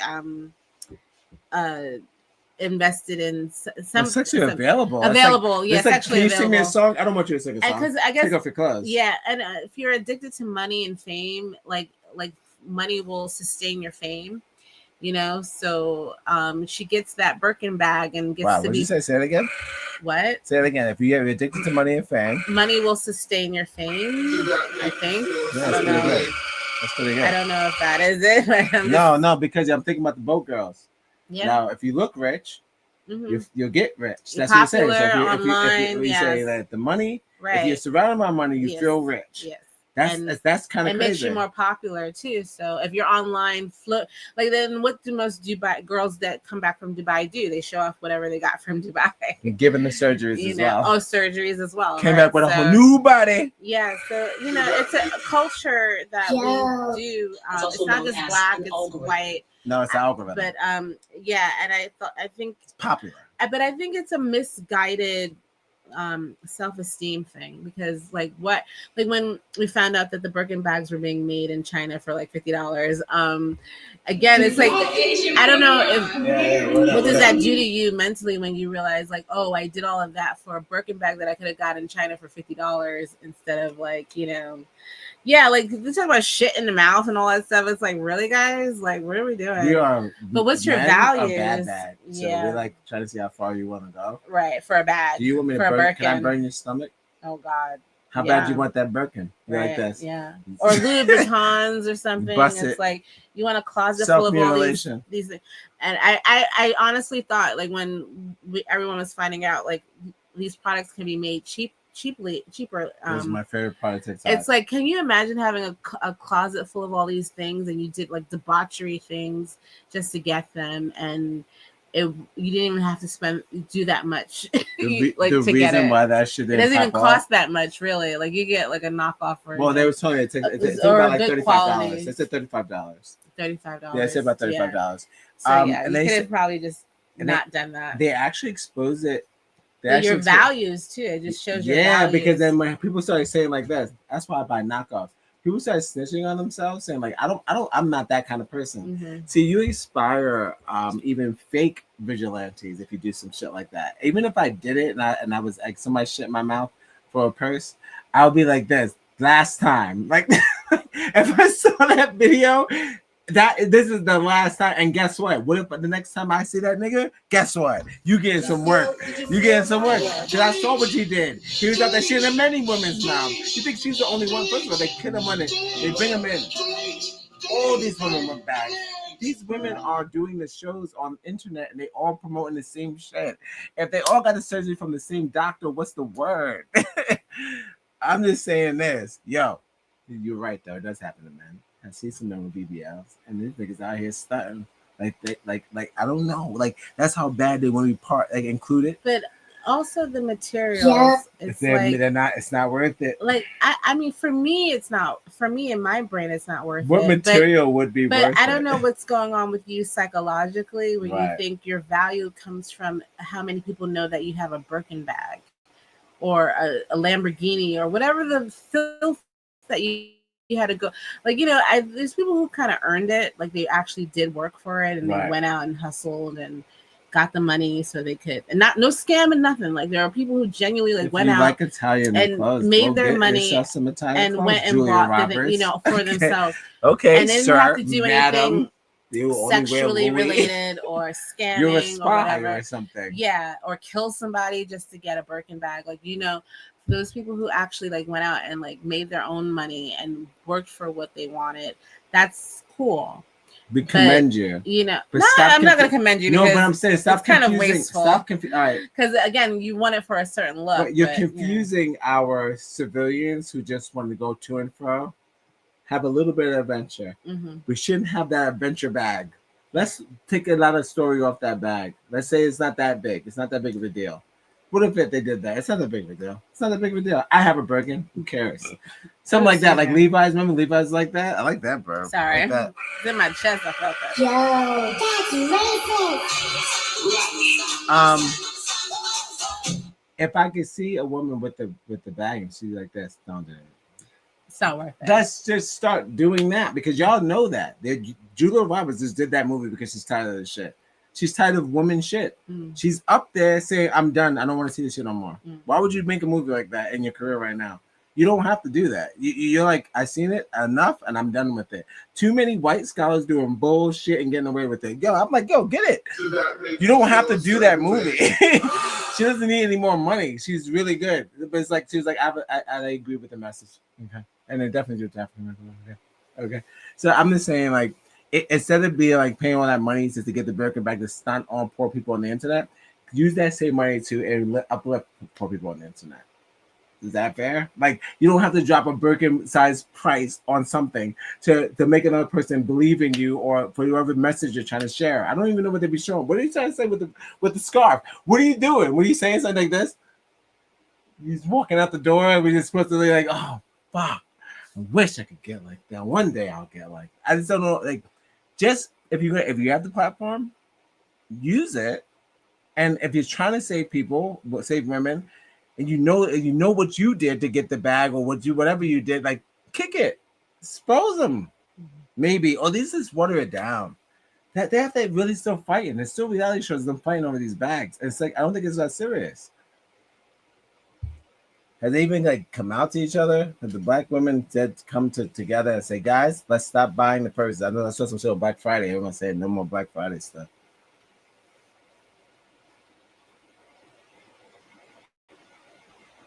And promising them a better life, a job, to Dubai. This is a problem globally. Men promising them a better life, a job, money, stability. It's my sister.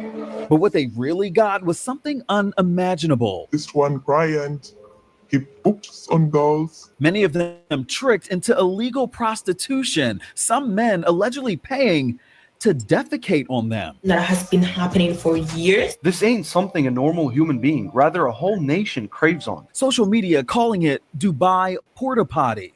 Now, this is, again, like I said, these are things that were already going on. But when the situation happened with rapper Sweetie, it brought up all of these different conversations to the surface and to the forefront.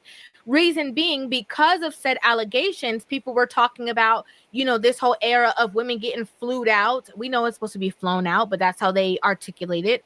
Women getting flued out and a man buying Birkin bags for you, and like women basically walking around and exuding a certain type of lifestyle, and basically telling other women, you don't know how people are acquiring the things that they have. So while you are envious or jealous or trying to keep up with the Joneses, you would never be willing to do what the Joneses do to receive the items that they have. Do what the Joneses This, by far, has been the most difficult investigation of my career. A secret industry this BBC journalist had no idea was happening until she threw on a wig, and she and her team, they went undercover to find the man reportedly behind it. It really made What types of women were they looking for? Young women. Two of the alleged victims now at the center of an international investigation. Both of them mysteriously after falling from high-rise buildings in Dubai. There's a feeling that these cases are not being investigated properly because they're young, Black, African women. Dubai porta potty is the idea that influencers are being flown to Dubai to satisfy a particular fetish. Commit suicide. Basically, the whole idea of this situation is that it's worse than what people could even imagine or fathom that it is. It's worse than just using your body as a source of this man is flying you out. And so there's certain requirements that go along with flying you out. Like, that you're going to have to put out. Like, this is a whole different level. This is basically bringing people there and paying for it, but paying for things that are not what would be the norm, right? Paying for things that are their outrageous kind of fantasies that they can just exile. I'm sorry, that they can just export onto these women, regardless of whatever the situation is, because of the certain price. Why? Why do you want to take a This new scam is spreading rapidly in 2025, emptying banks in seconds. You own a credit card? Please watch the next 30 seconds to learn about this new invention that provides 100% protection against a design flaw in all modern credit cards lets criminals steal your card info without ever touching your wallet, because all they need is a small scanner. Like physically and metaphorically, I've seen so many tough times that white men have that their dads hate them.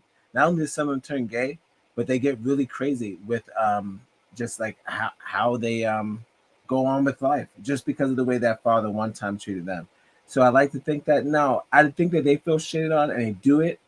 It's not the first time I heard this. They keep doing it and shitting on women, and then I don't understand dispose it because you tired, you scared, you scared. You don't want nobody to hear that story. Scared. It's embarrassing. Nobody wants to know you're the next scat player. How you tell your cousins you're in the scat? I'd be telling my cousin, my best friends about my sex life. Like sometimes you'd be like, "Yeah, you like doggy, your boys."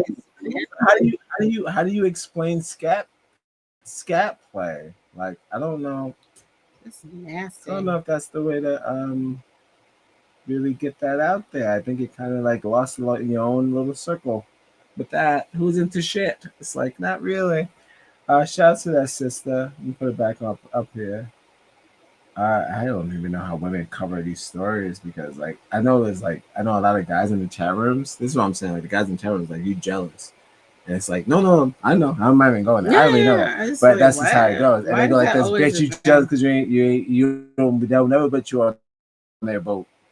It's like, you're not understanding. If that's what you have to do to get on the boat, why would you want to do any self-respect? There are some women who would men do that? Would men get shitted on so they could get like what do men like? Video games. When I get somebody, there's some men scat in my mouth for PS5. I wish a nigga. Probably not. Not from the video. You don't get to squat. Wait, you talking about like? First of all, you talking about like kissing too. Like, it's not just like, it would have to be like a car or something. It's Craigslist. It's not Craigslist where you just come over and do the deed. You have to date each other. You have to date. It's not like Craigslist where I can just come over, shit in my mouth, and give me a PS5. Because maybe I don't know. I won't let no man shit in my mouth. But I'm just saying, if it was just like, I wouldn't. But I'm just saying, like, weird things to do in a short amount of time. That's realistic. Yeah. But being on a boat for like a weekend and then that nigga do that to you for a weekend, come on. What are we talking about? Because it's not Craigslist. They're there. That's the girls. They take the photos. I gotta look like I'm the man. So you was there all weekend taking photos with yourself too. And after that in the morning, the night before that, you shit in your mouth a little bit. Just pooped in your. I don't even know what that is. That's what that nigga from the computer thing did that. He went all the way to Thailand. Nasty. He went all the way to Thailand to have those women shit on his chest. And I was like, what is up with white men and feces? Come like I don't know where to come if there's shit involved. It's like, but they claim they're the cleanest niggas on the planet. It's too excited for you to be a part of this experience. So you will leave. Too much bass in your voice. That's scared white folks. You got to sound like them. Motherfuckers, man. I don't think there's hell people say that. White women get shit on too. It's like it. It's disrespectful. You have to hate women. And look, they tricked them. They didn't even give them the Birkin bag. They threw them out the window. Fucking Birkin bag. So it's like it was. You're getting like a $15,000, $20,000 bag. You get the so you know when they say you ain't shit and they just throw you off the You ain't shit. Yeah, like that's the test. Like, okay, if you allow me to shit in your mouth, that means you ain't shit, and I throw you off the balcony. Rest in peace to those women. I'm sorry, but you just proved you dehumanize yourself. Like you shouldn't have. When you was waiting there.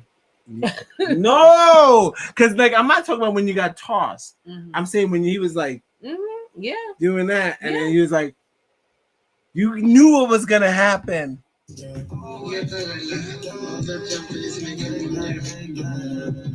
breaks my heart, actually. I get a heartbreak for that. I don't like to see any woman like that. You guys are higher than any man. Women are higher than men. I mean, I know they're tricking people and stuff like even that. Even the dorkiest white woman, I know it's manipulation. It's not right. Like, listen, guys, it's not that serious. It's just. Stop going to Dubai. Fuck the bag and fuck if they're treating black women like that, like or even women in general, because that's not the first story. I've heard another story. Absolutely not. It was like a Russian girl. Many scat stories. She was thrown out a window as well. And what's with the men throwing women out the window? On them and just throwing them out the window because they don't want to pay them like a toilet paper. Like, but you claim you have the money. Is it that they don't have the money and they're pretending that they have the money? We learned a little something from the other documentary. Niggas a millionaire and it goes like this. Fuck you. Fight for the money. Succession, their show. Y'all know. Y'all shows know that. Hey, white people out there, if you're watching the show, why do they make y'all fight for the money? If it's so much, why does they make y'all fight for each other? That's all they want. That's why they keep making the fucking movies. It's like we could give it to all of you, but what if you fought for it? It's like that Caesar mentality. They can't let it go. They have gladiator mentality. Regular. It's not supposed to be like that. They've been making you fucking eat shit for money. It's like what in the fucking what was that show that came out? Chastity, if you're watching, don't eat shit for money. It could be your next volume in that. Like that. Just a public service announcement for women that go to Dubai and get shitted on just to get thrown out of a window. Don't eat shit for money. And I'm also talking about you ate the shit. You didn't get it.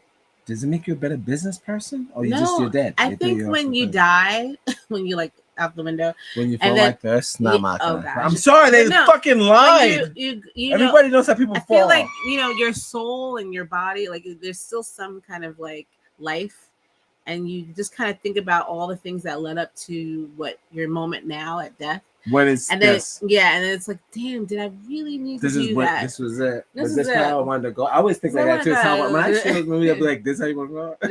I don't know if that was it. I don't know, but I can't see. Here's the problem with women: you're just doing your regular stuff, but you're saying like you knew, like if you're a prostitute, it's such a gamble. It's a gamble. You can't trust a John. Like that's not. It's unrealistic. You're gonna tell his dick is small. He's gonna throw it out the window. Like you can't. No, we're so sensitive. You can't. It's fucking weird. It's weird. It's weird. So I'm saying that position. I'm saying you put yourself in. A life put you in. You have never been a prostitute.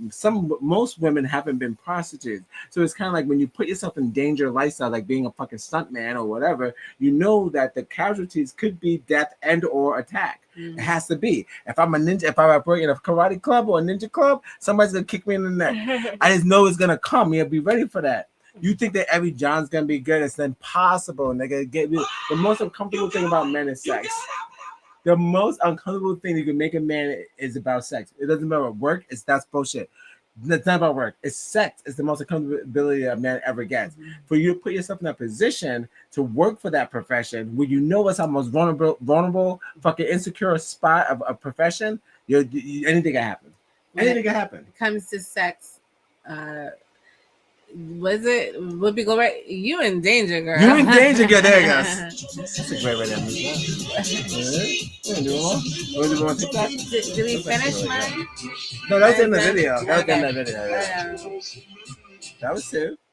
Yeah, we're good. No, that was in the video. No, I double checked. Yep. She was just saying like and subscribe, but I gave her another shout out in the chat.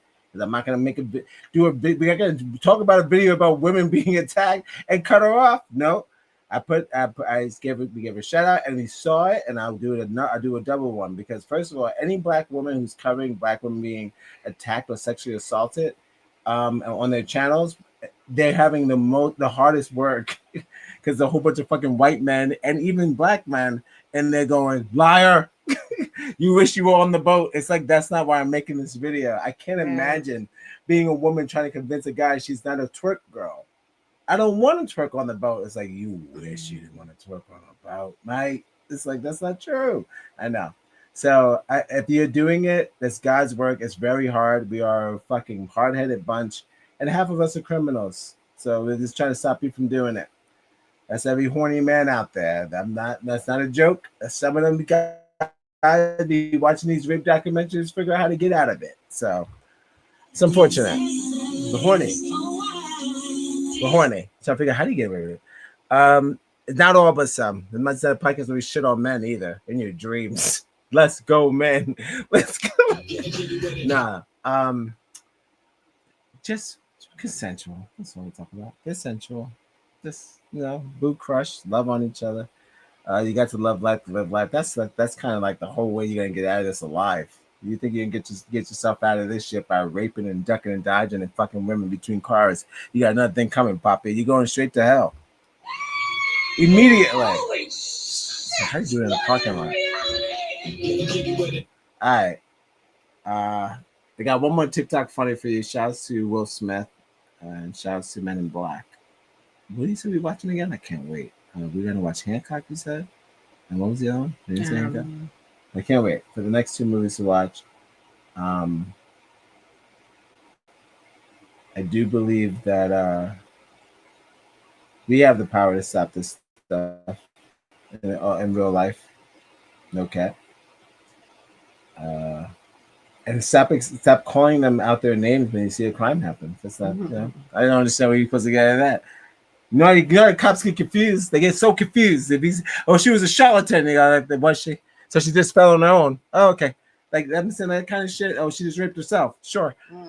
They don't give a fuck to do their investigations. Don't help them. Don't help them not give a fuck for real.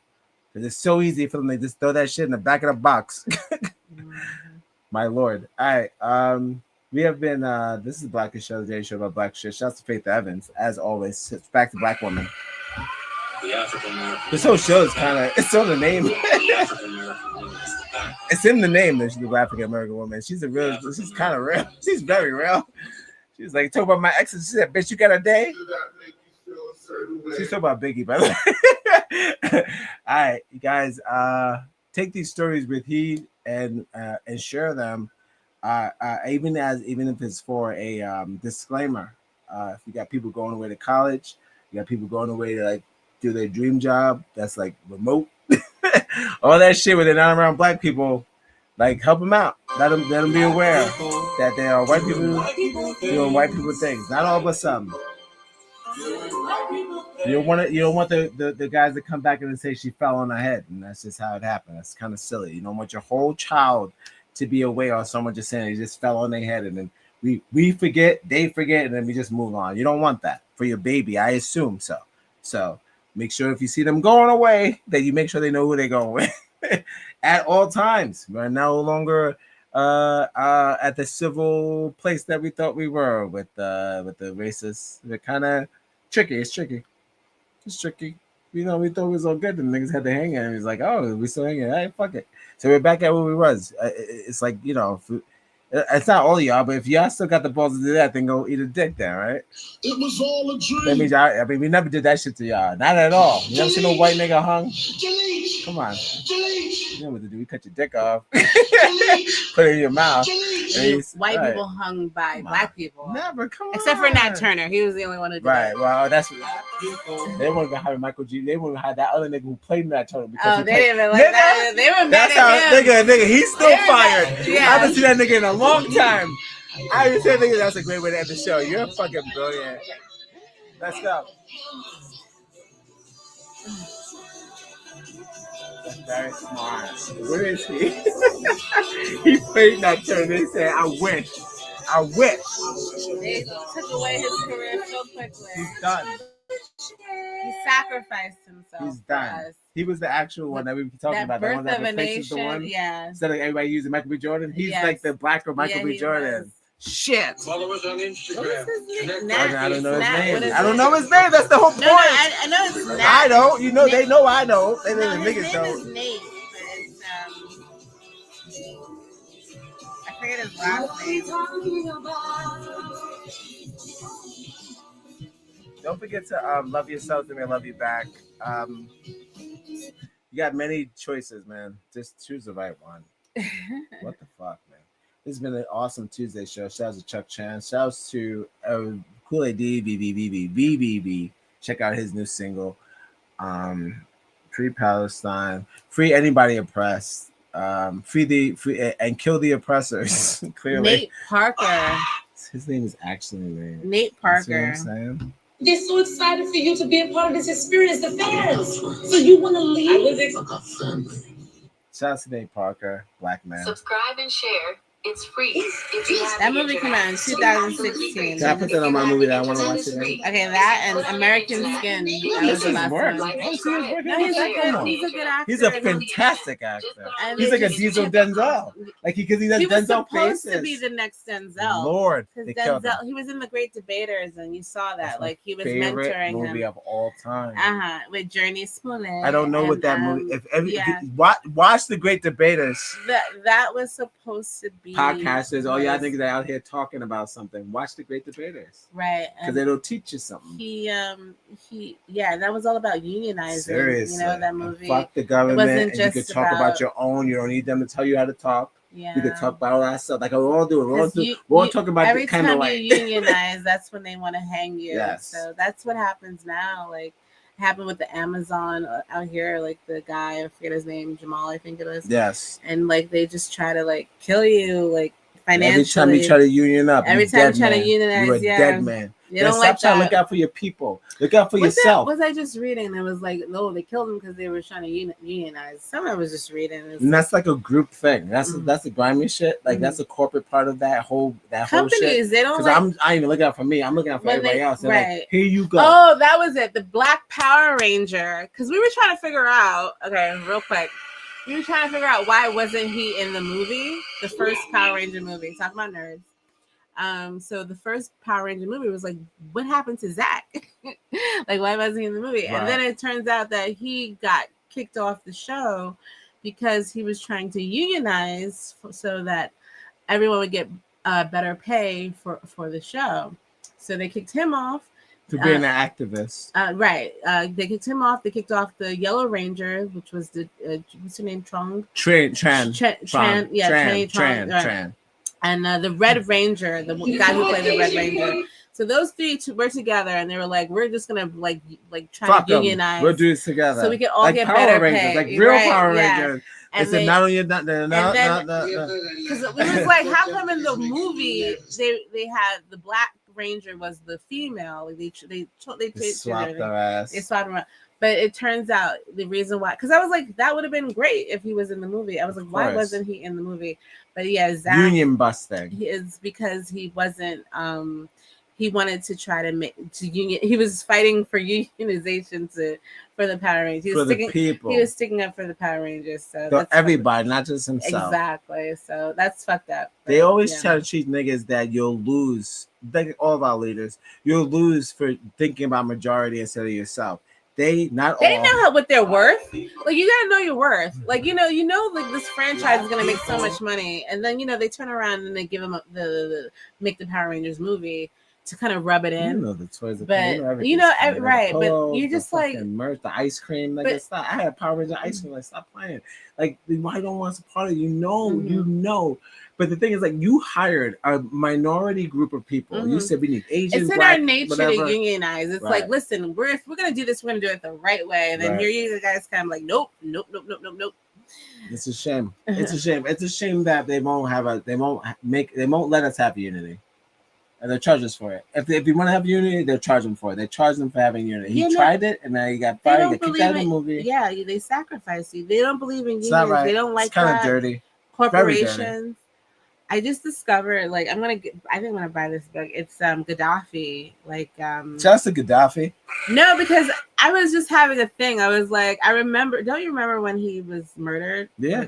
Like that was all over. Yeah, so much the news, fun. Right? But I was like, it was like the same thing when they killed like the activists. So I was like, yeah, right. No, because I was like, because I it's been on the internet lately that Gaddafi wanted to give Farrakhan $1 billion on behalf of him to the Black America, and turns out the government blocked that. Like, it was like, you're not allowed to give Black Americans. This is back in '96, so that's a lot of money for. I mean, not a lot of money for, but it's a good symbolic gesture. Like, hey, we can help you, give you a little incentive to make you some. Trump would have ate that shit. But '96, I get who was the president? I think that was Clinton. It's like Clinton. I think that was Clinton. Both of them niggas ruled the '90s. I don't remember. So it's like Farrakhan. I'm always trying.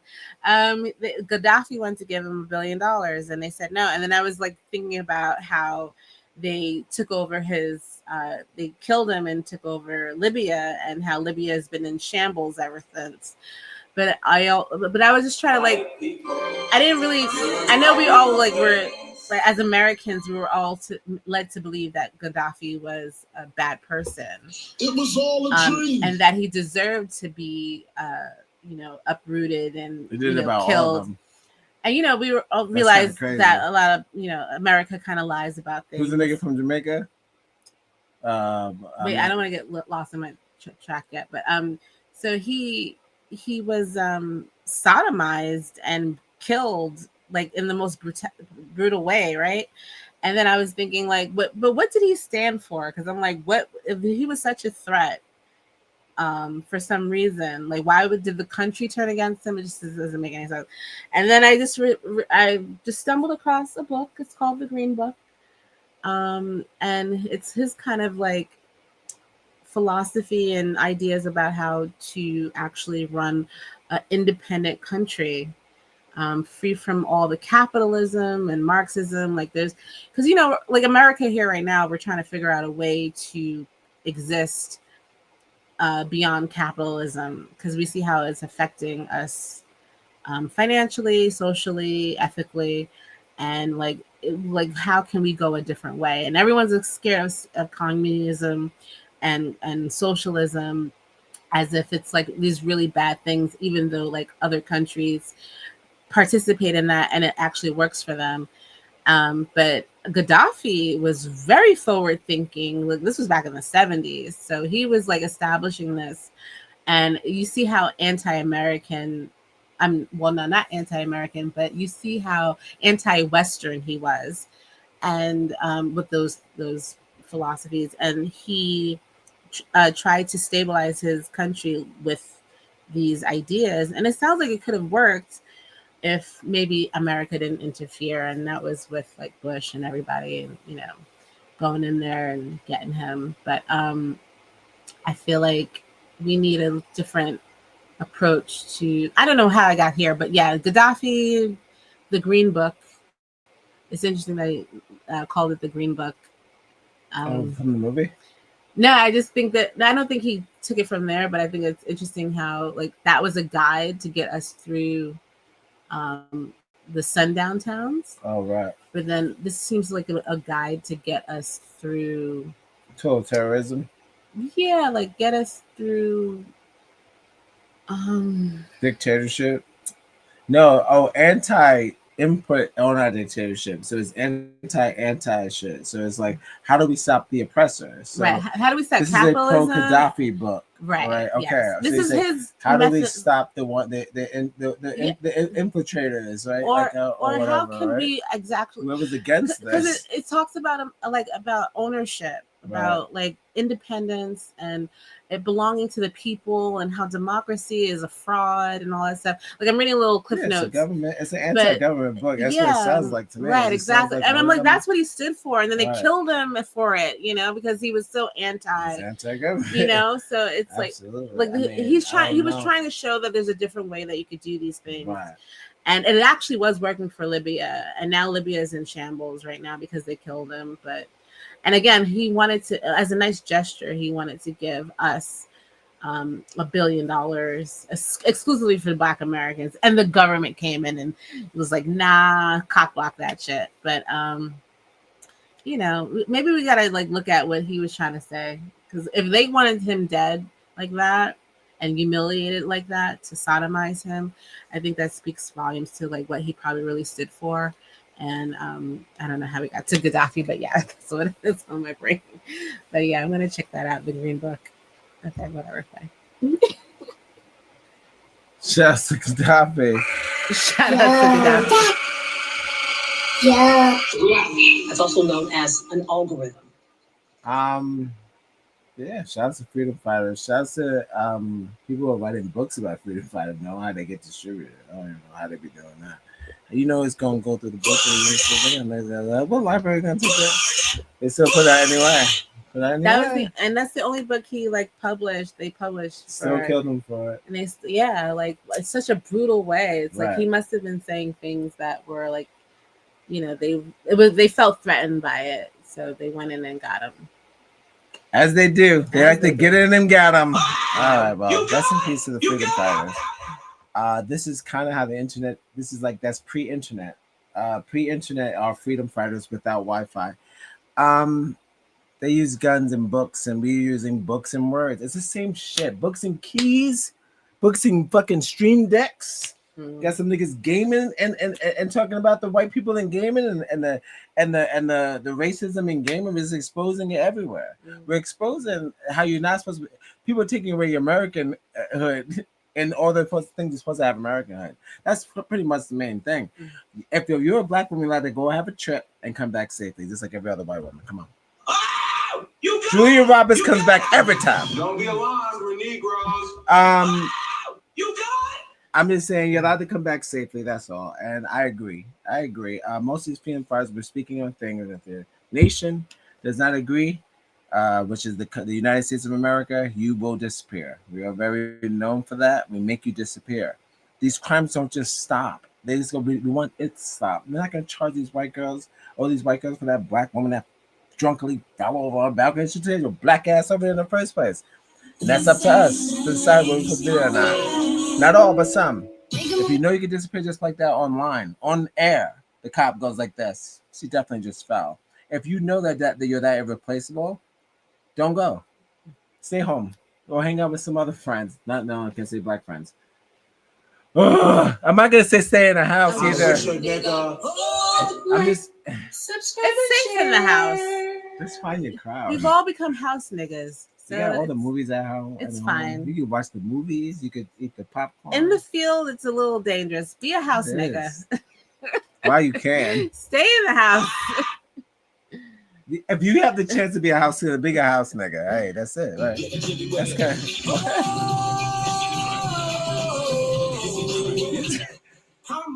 I agree, though. I mean, like, why we gotta go? We were already out there. Well, I try to tell you so. Yes, I did. It was already out there. You're 100% right. Guys, welcome to the Blackness Show. This is episode 12. Thank you for joining us. We have one more TikTok video. And I think we're getting the hell out of here. We'll see you tomorrow. We'll see you tomorrow. Regular shit. Thank you for joining us. Yes. We're going to break this up so it's a little, easier to digest, but I think we kind of had a point out there. I think we digested pretty well. And again, send us some videos if you like anything black related. But I think that we broke down things pretty well. Like sugar. Is this the red one? I'm trying to figure out which one I didn't play. Hold up. For last. I saved the best for last. I got Dancing Lady in Robe, of course. It was just her birthday, right? Yeah, it was. I'll get her name. Here we go again. Happy birthday to that woman, the African American woman. And the robe. She's so good. I watched so many of her content. For me, that's not her name. It's a shame. I even wished her a happy birthday. You'll get it. I'll get her name, but man, she's great. And it's effortless. Just like robe and some snacks. It's pretty much. That's how talented we are, guys. It was all a dream. Stop throwing us over balconies. We'll be right back with the last TikTok of the night. Thank you so much for joining us. Appreciate you. Love you. Be right back.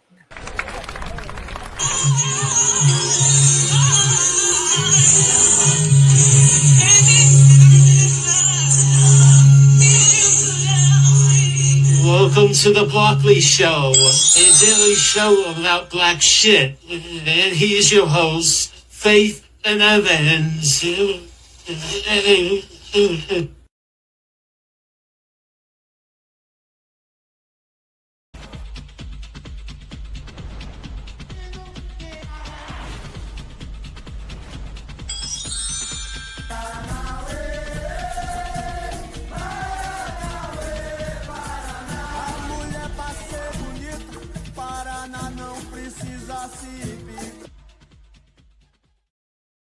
Hey, I'm tripping, I'm sliding, I'm riding through the back like. Look who made a special appearance at the festival. It's Idris. Idris doing the electric slide. Idris doing the electric slide. Idris doing the electric slide.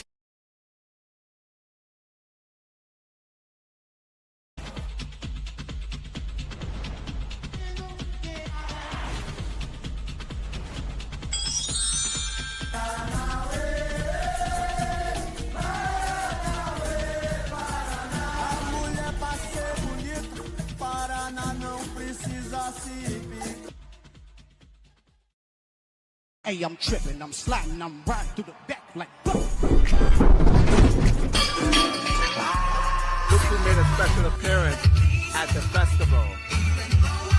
It's Idris. Idris doing the electric slide. Idris doing the electric slide. Idris doing the electric slide.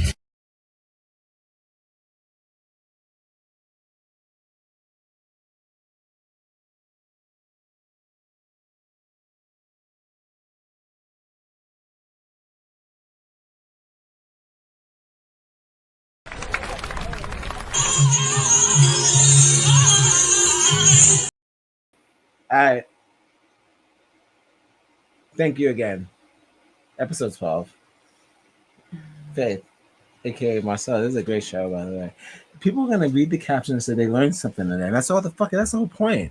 That's what both of y'all are. Or both of y'all. Yeah, both of y'all are in trouble now. Now you ain't trying to tell you to stop hanging out with each other. That's not the point. Stop throwing each other back in it and say you foul. That's bullshit. Don't do that because y'all are kids. They were young. They're not old. They're kids. Like 20, 30. Don't do that. Don't be nasty. Have fun. What happened to spring break? Like,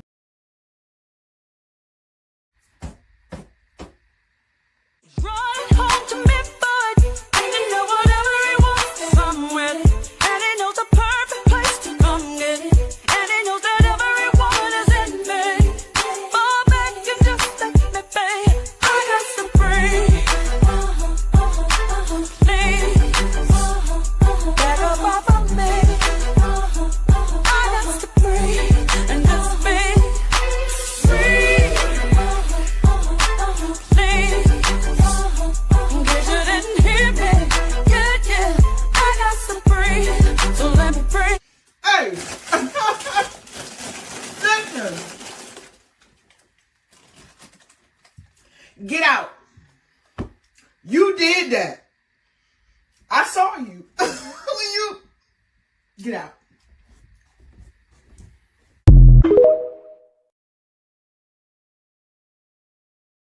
Love it. dude. And she always shouts them out. Shout out to She goes- Toni Braxton. She goes, yeah, first of all. The African American woman is the backbone of the black She always shouts really them the out. whole American family. She always goes, whatever that channel is, she goes, go check them out. If they dancing doing something, and I was like, man, that's so encouraging because no one could ever find that guy dancing in that outfit.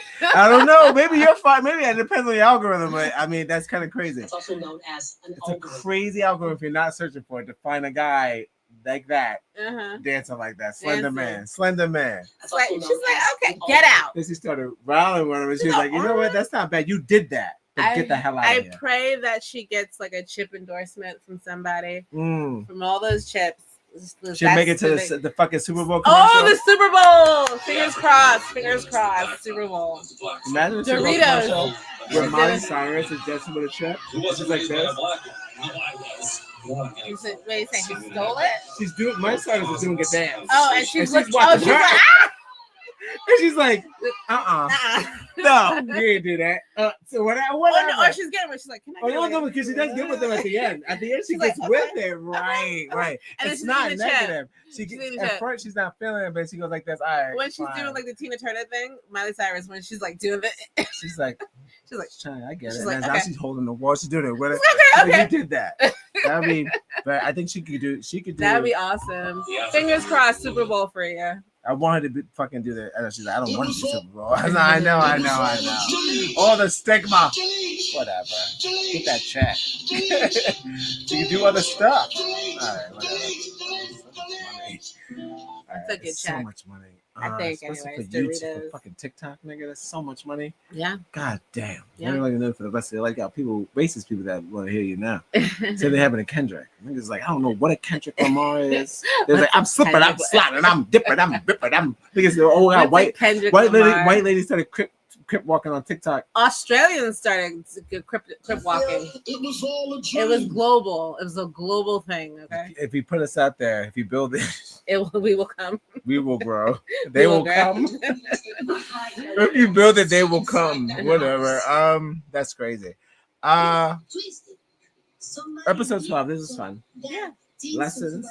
What do you say? Pretty good. Love it.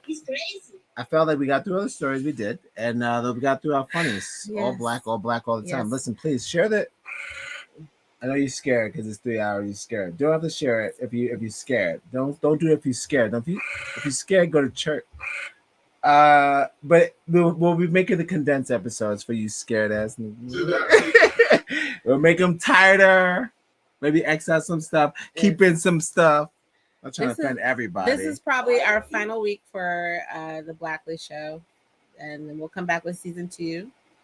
And yeah, This is season 12. Episode 12, we're gonna come back tomorrow and Thursday, or maybe Friday, dude, and then, this and is then it. that's it. This might be the last one. Not the last one, but this is the for the week. season. Yeah, for the season. And, Season we'll episode come 12. back, yeah, because for this sure. was a November challenge for us. I mean, we already broke But- reality with the last one, so Yeah, but we'll definitely saw be that. back tomorrow. yes. And yeah, that's it. Thank you for joining us. Again, episode 12 of the Blackness Show, the daily show about Black shit. Don't forget to like and subscribe. Where she at? She is.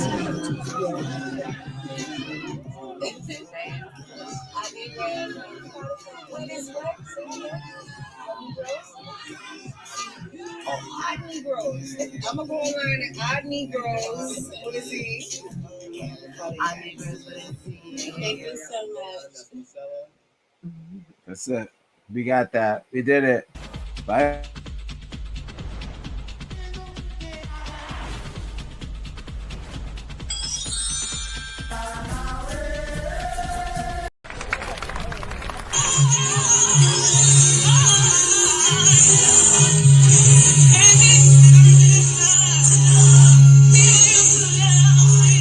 Welcome to the Broccoli Show, a daily show about black shit. And here's your host, Faith and Evans.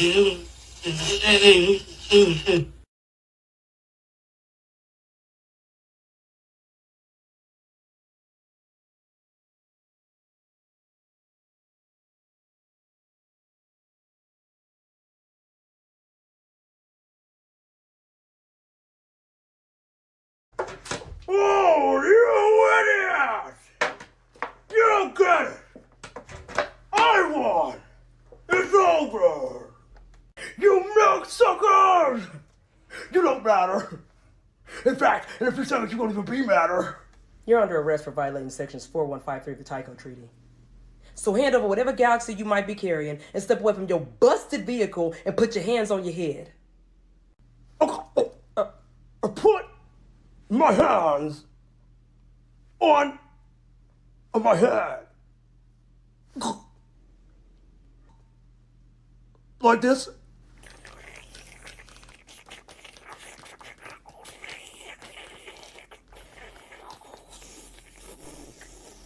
Okay. Okay. Okay. Okay.